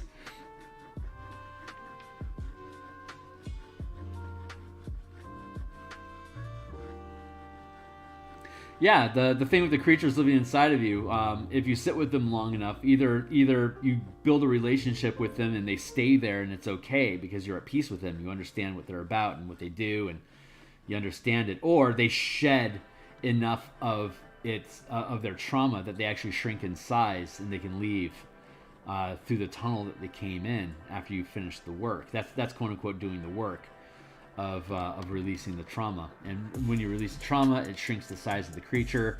Once it's small enough to leave its tunnel, it escapes. For me, they rise up out of my neck and out of my crown chakra, as though they're like spirits that are returning to heaven, as it were. And my own personal theory is that these creatures come from the spirit realm, visit us in our body to have an experience. While they're having that experience, like they ride us. They're like soul riders, for instance. They don't have their own physical body, but while they attach to our chakra system, they can experience emotions, and they can't experience emotions on their own. They have to ride a creature capable of experiencing emotions, i.e., humans. So they'll hitchhike with us for a while, but if there's a traumatic experience, they get stuck, and as they sit there and they're stuck, that's when the festering begins and the lockdown trauma experience occurs, and then they're stuck inside of you, and if you can't recognize it, then they just continue to grow and fester and build more energy around them because they're stuck there. They make a home out of it, but it's not their native home. They're outsiders. They don't belong there. So you can't coax them out until they're the right size to leave, and they can't be the right size to leave until you spend time with them and let them just naturally fix themselves, or feel comfortable enough to let down their burden that causes them to grow and get stuck in that space.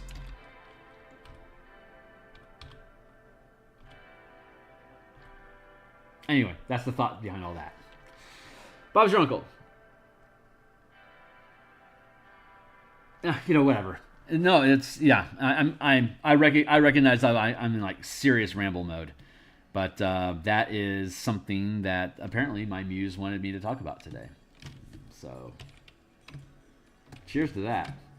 I'm looking forward to hearing it. God, having a year like Out of the Abyss campaign for years sounds awesome, honestly.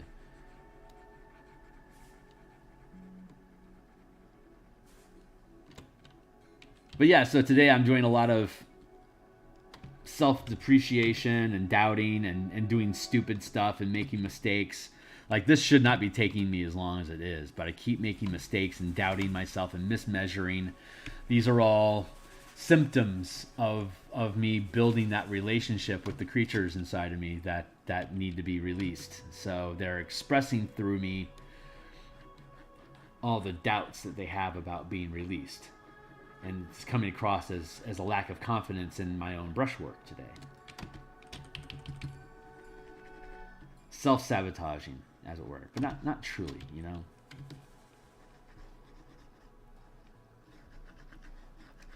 It's just expressing this sense of self-trauma.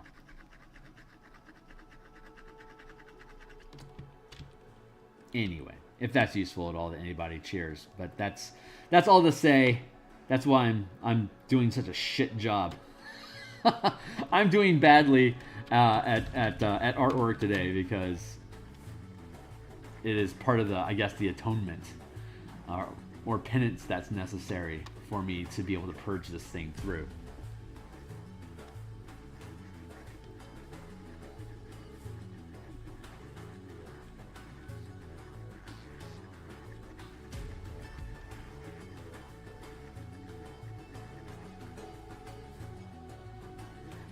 If you ever saw Spirited Away,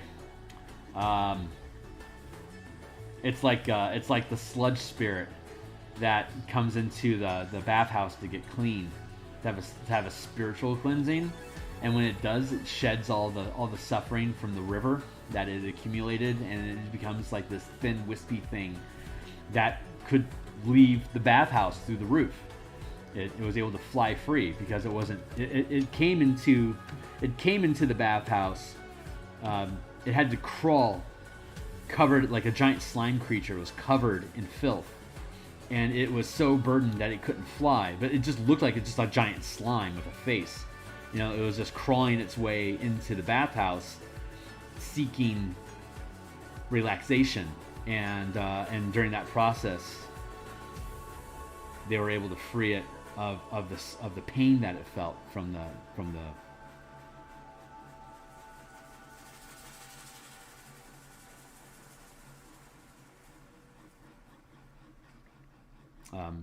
pollution. It accumulated pain because it was a river spirit that was polluted.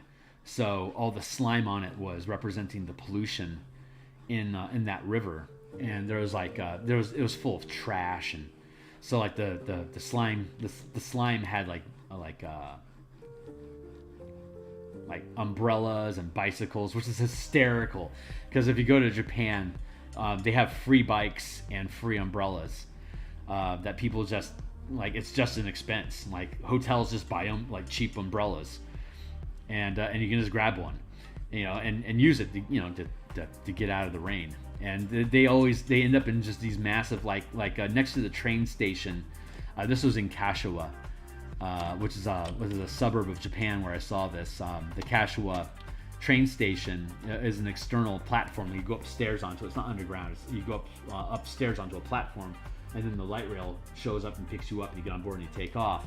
But just outside of it, there's bike racks, you know, where you lock your bike while you go on the train. You come back and fetch it. But so many of these bikes are quote unquote disposable bikes that there's just piles. There was mounds, like mountains of bicycles where people would just throw their bike onto this mountain. So there was like a 10-foot tall mountain of bikes, and so it's super funny because in Spirited Away, the bike spirit had bikes stuck inside of it, bikes and umbrellas, which is so funny. So when they were cleaning the spirit, it kept whittling down. The slime kept reducing until it started to expose the trash from the river inside of it. And then once they got all the trash out of it, then it was able to shed the rest of the slime melted off of it, and it became the river spirit again. And then it was able to fly free, laughing. And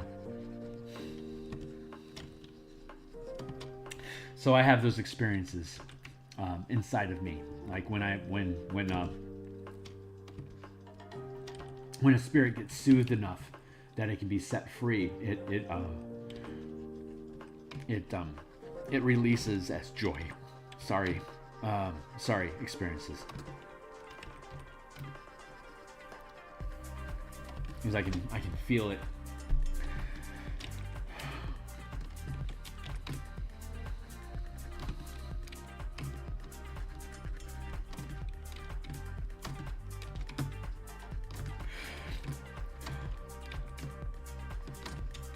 This is why it wanted me to talk about it.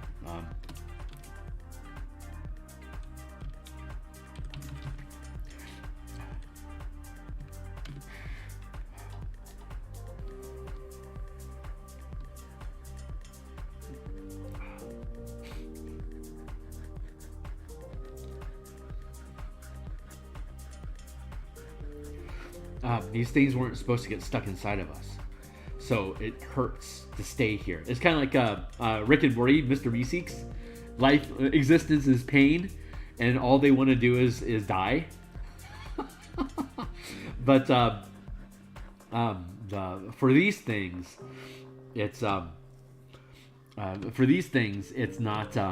They aren't dying. They're Mr. Meeseeks experiences. Like, they show up inside my body to have an emotional experience, and then they get trapped because they suffer that trauma, and all of a sudden they find out that they're too big to go out the passage that they came in, and now they're stuck there permanently inside of me until I can find them and help them release the nightmare of being trapped inside of a physical body. And so once I can be at peace with them and allow them to feel safe, the armor gets dropped and they get freed, and then they can leave out of my channel. And it makes me cry when it happens. So I don't know So in this particular moment,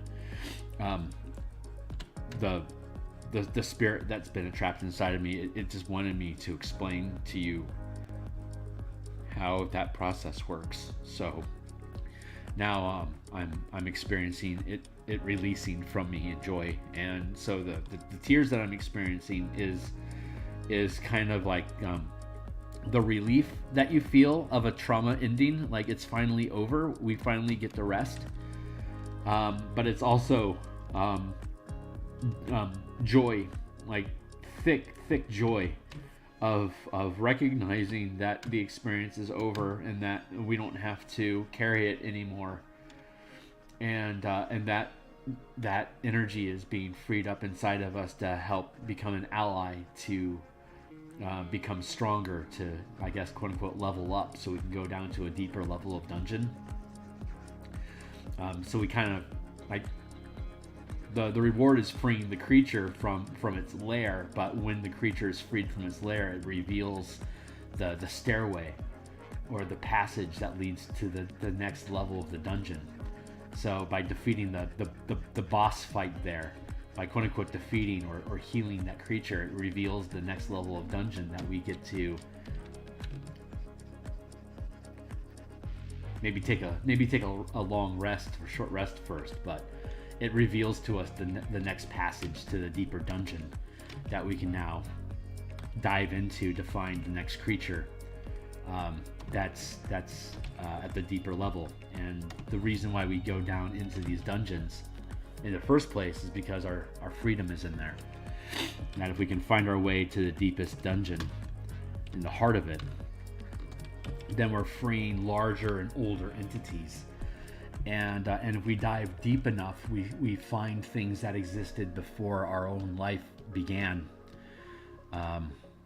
We start dealing with our parents' trauma, our lineages.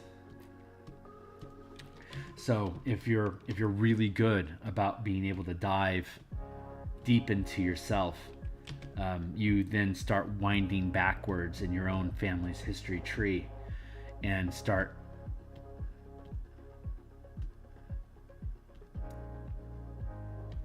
healing your own family and all your ancestors that are waiting for you.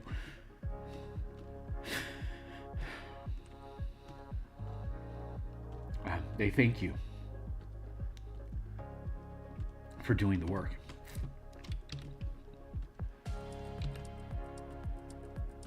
That they weren't strong enough to do themselves.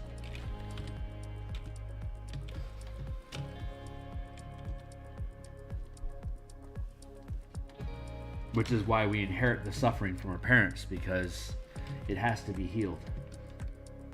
And they don't know who's going to do the healing, who's going to be the one that can step forward. But when it's me, when I become the one that gets to heal my family,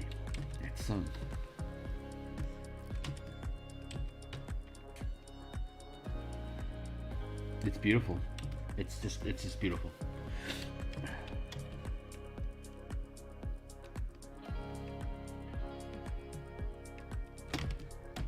Yeah, I like how that looks.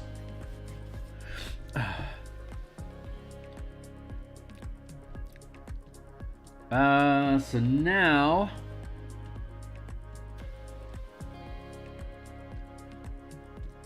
hide that. I'm going to do that.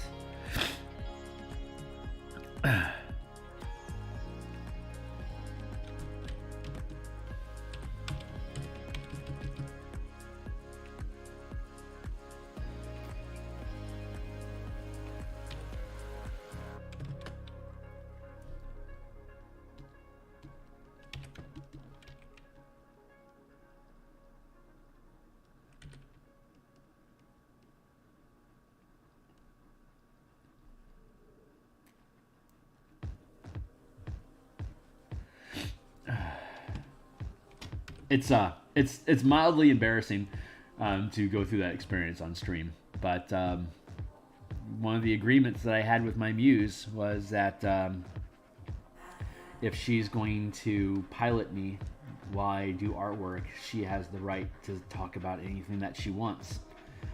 And so that was the agreement that I made, that if I'm going to let her control control my body to produce artwork, then she gets to control all of it.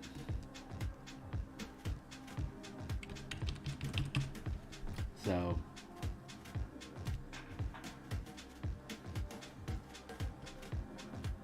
Bob hath become my uncle. Bob's your uncle. That's the agreement I made, so I gotta stick to it if I want to be able to keep doing this.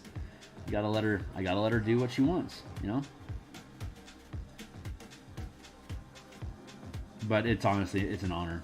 It really is an honor to be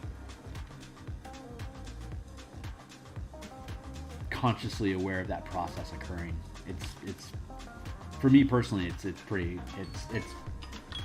miraculous.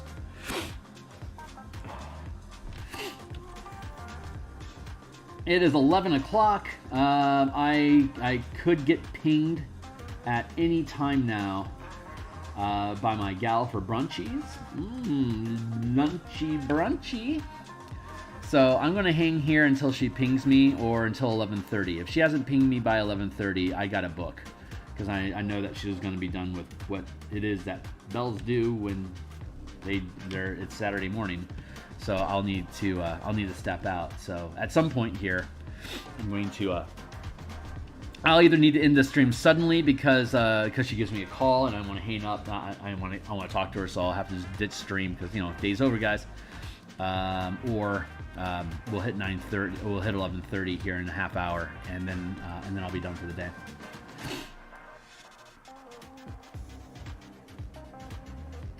So we'll see. We'll just play this out for a bit, and we'll see how much time I have left.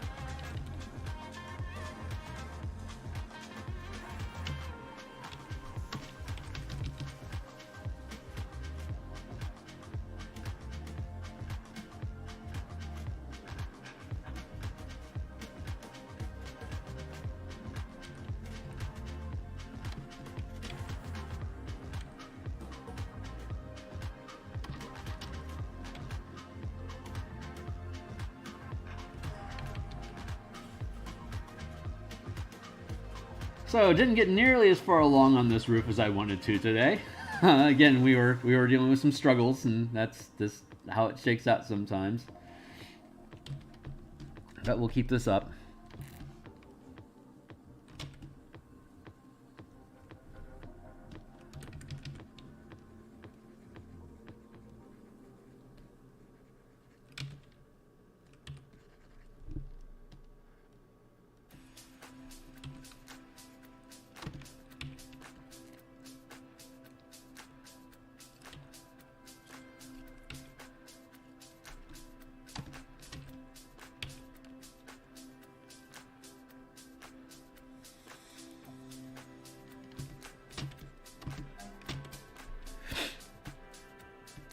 There we go.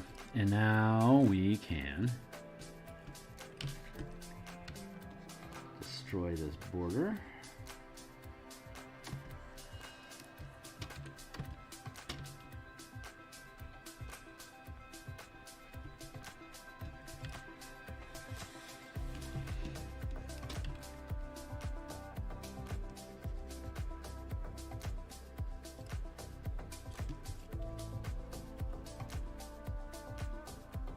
That. Liking this. I'm really liking how this is shaping up. This is cool.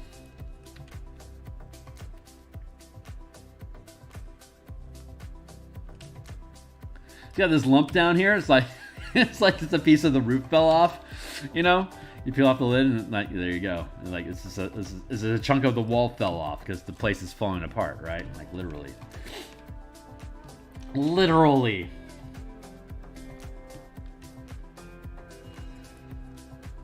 This is fun.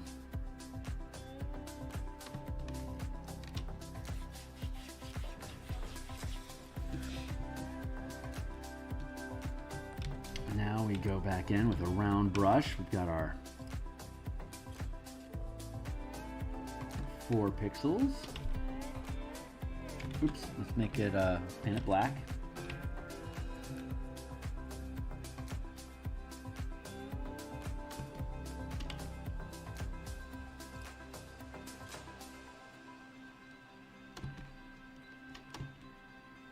Nice.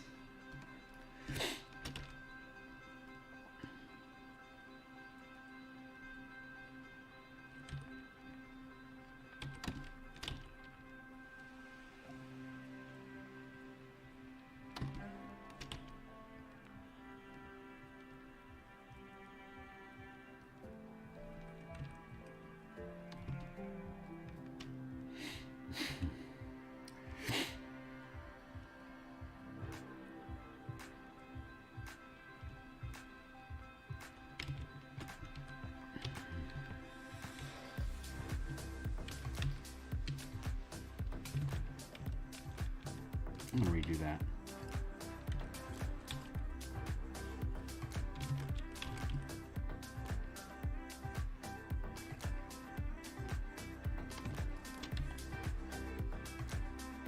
Yeah. Clean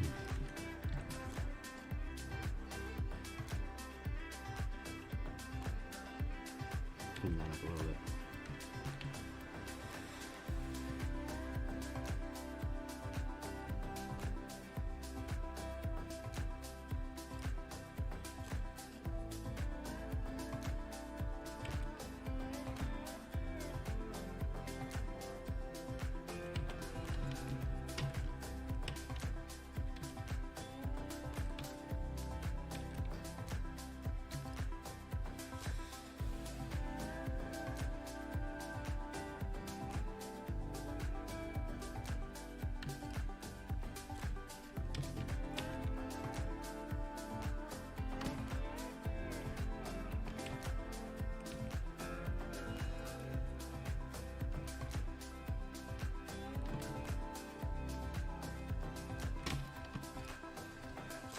That.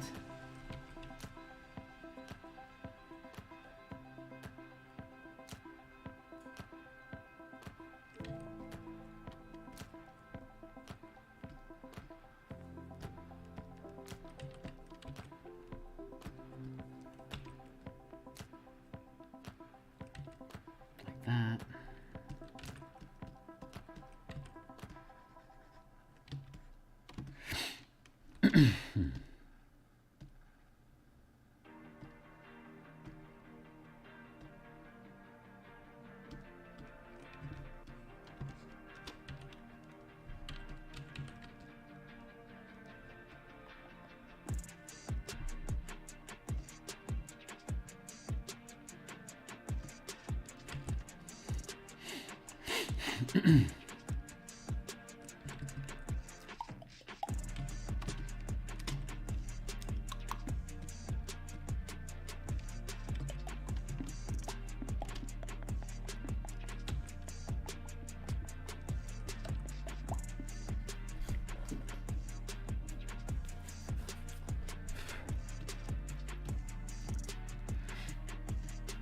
Do do do do do do.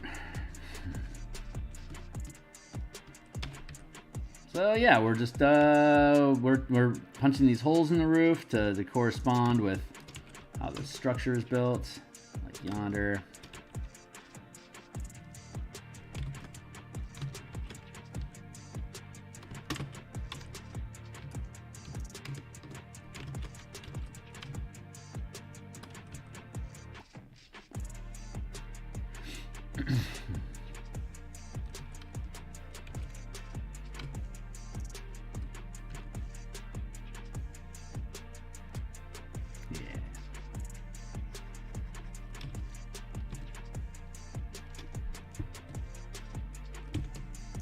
Nice.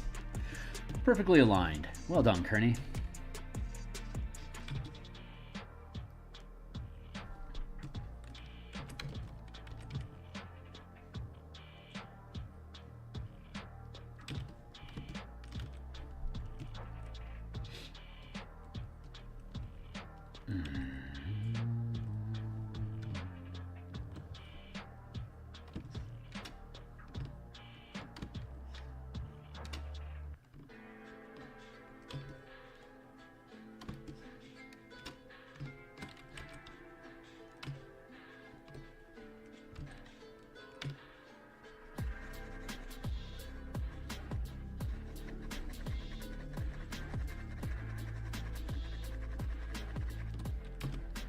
Good.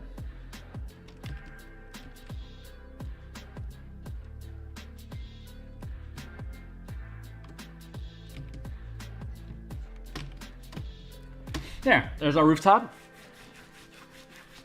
Oh, and we can continue to fatigue the thing. I think I actually want to merge down all these layers. Merge, don't do it, oh no, merge will be okay.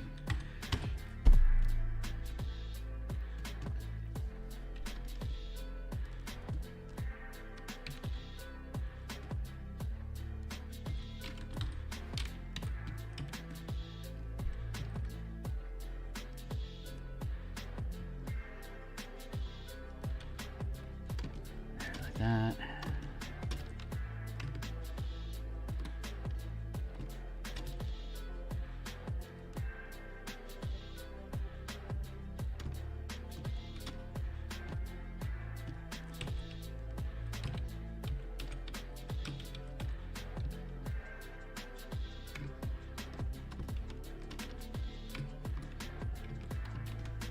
Yeah, that feels better.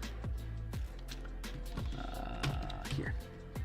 That. Just doing some cleanup right now.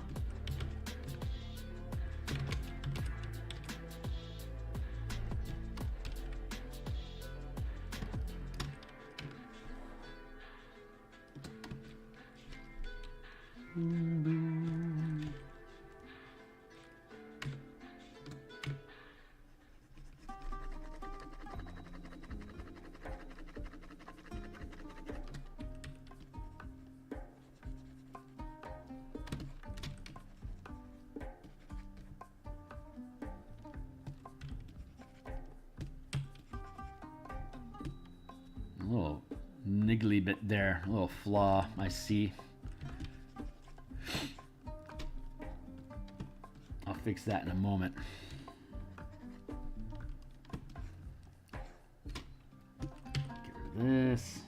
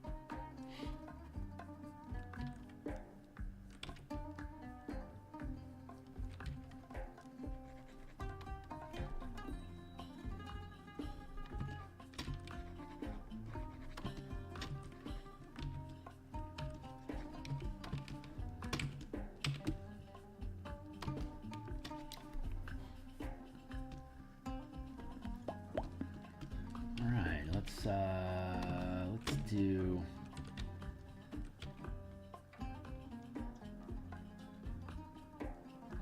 Something like this.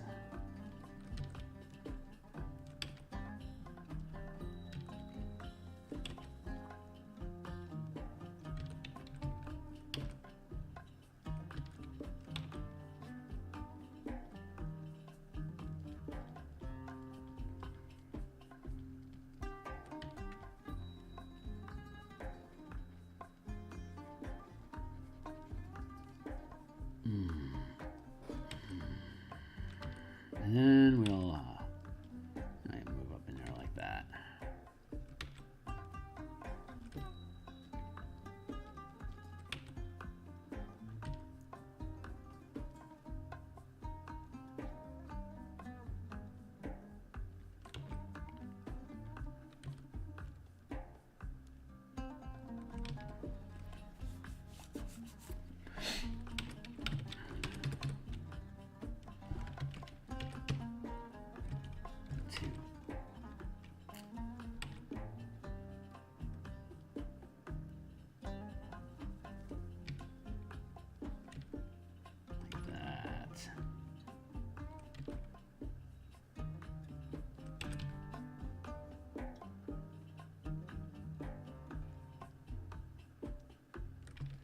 Yeah, like that.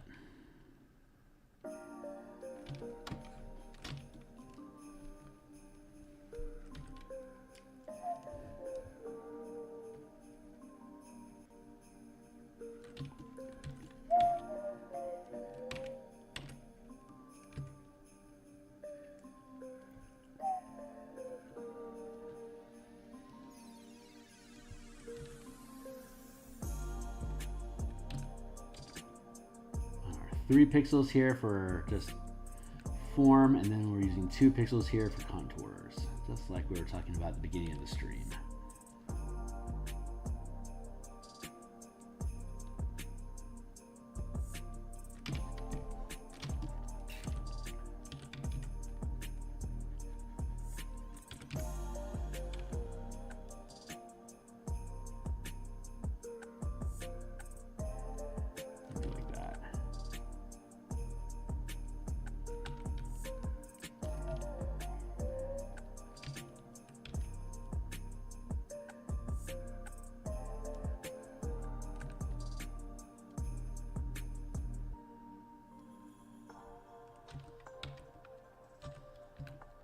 There we go.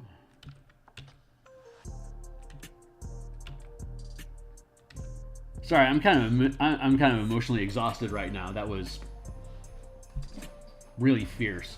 I did not expect that to happen today. So that was I never expect it to happen. It just happens.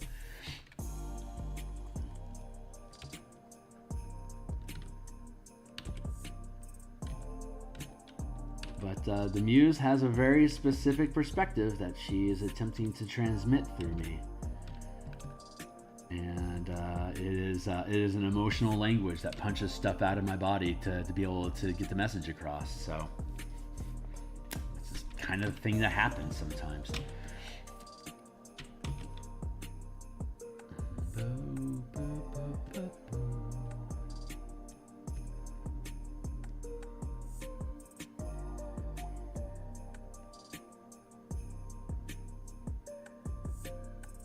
Oh yeah, punto. Good point. Let's grab this. Copy, paste, flip.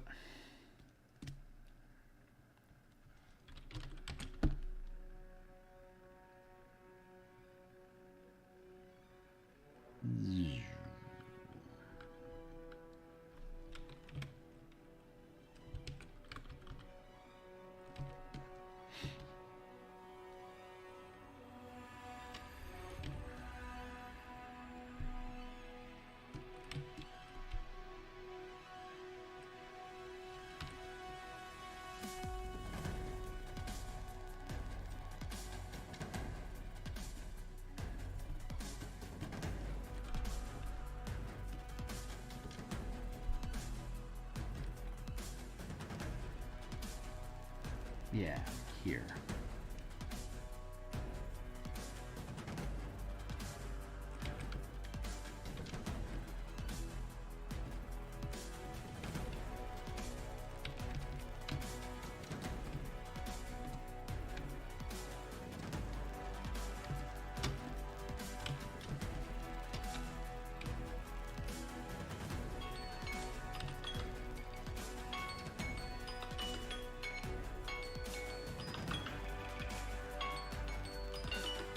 All right. That is our day. I'm going to just do this real quick just to flesh that out.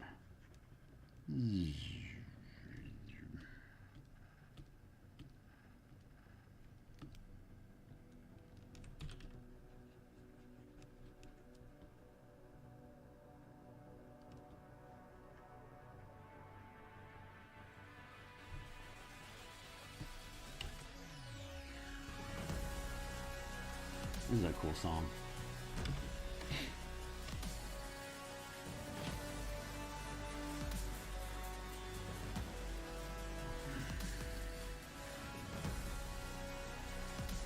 Hot diggity dig. Nice. All right. Well, that's our rooftops for now. Anyway, we'll continue doing this.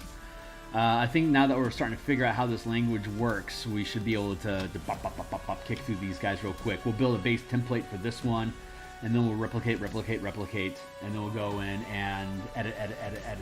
So, but yeah, this is where we are at today. So. It's 11:25, so I've still got a few minutes left. I can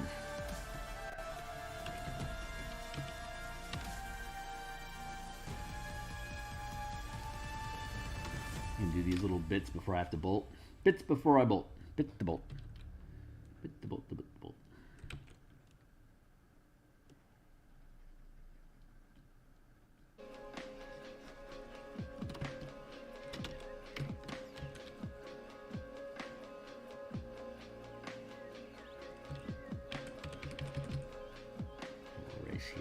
I'm going to get rid of this triangle thing. I don't think it's doing us any good right now.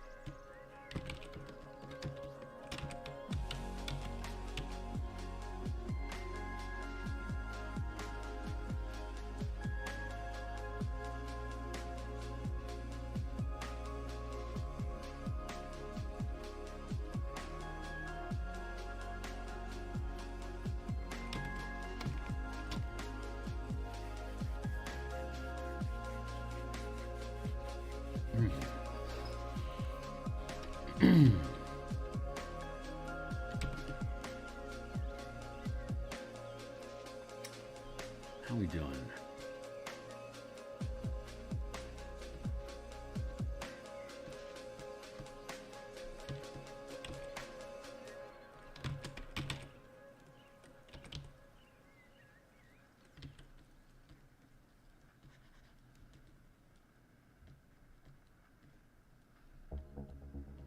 Bob, Bob.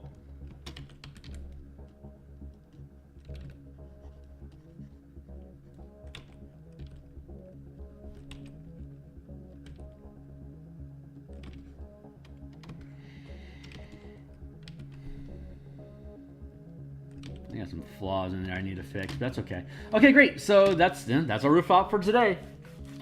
Didn't get boy, that was a 2-hour block that it took me to make that damn rooftop. That was crazy. What a day. Yeah, time to cut stream. I'm going to be back. I'm off on Sundays, so I will be back. I'll be back Monday morning. I'm not sure if I'm going to be doing Eberron or if I'm going to be doing Spelljammer tokens on Monday morning, but Monday lunchtime will be Martial Powers development, and I think we're working on creatures, giving creatures of different CR tiers different ranks of power to build alternate kits for making unique encounters. Like instead of it just being an ogre, now it's an ogre that can, you know, that can knock you down, or like jump 20 feet, stuff like that. And then Monday night, we'll be back on either doing Spelljammer or Eberron artwork as well. So if you're still around, wow, thanks a lot. I really appreciate it. This was an intense session for me, and it may have been really rambly for you. So God bless you for sticking around. Like and subscribe. I do this every day but Sunday. So shout out at me on Twitter if you want, or if you know where to find me on Discord, say hey. Check out my books. You can read them all cover to cover. But liking and subscribing is the greatest good people can do for me right now. I mean, buying books is great. I appreciate the income. It helps offset the ridiculous amount of hours it takes me to make this stuff. But let's be honest, the muse is going to make me do it no matter what. So it's just the money helps me justify it to my family that I'm not spending time with them. So that's really appreciated. But otherwise, I will see you guys hopefully on Monday, and I'm looking forward to continuing the effort. So see you guys then. I really appreciate you. Later. Where am I supposed to be? Here.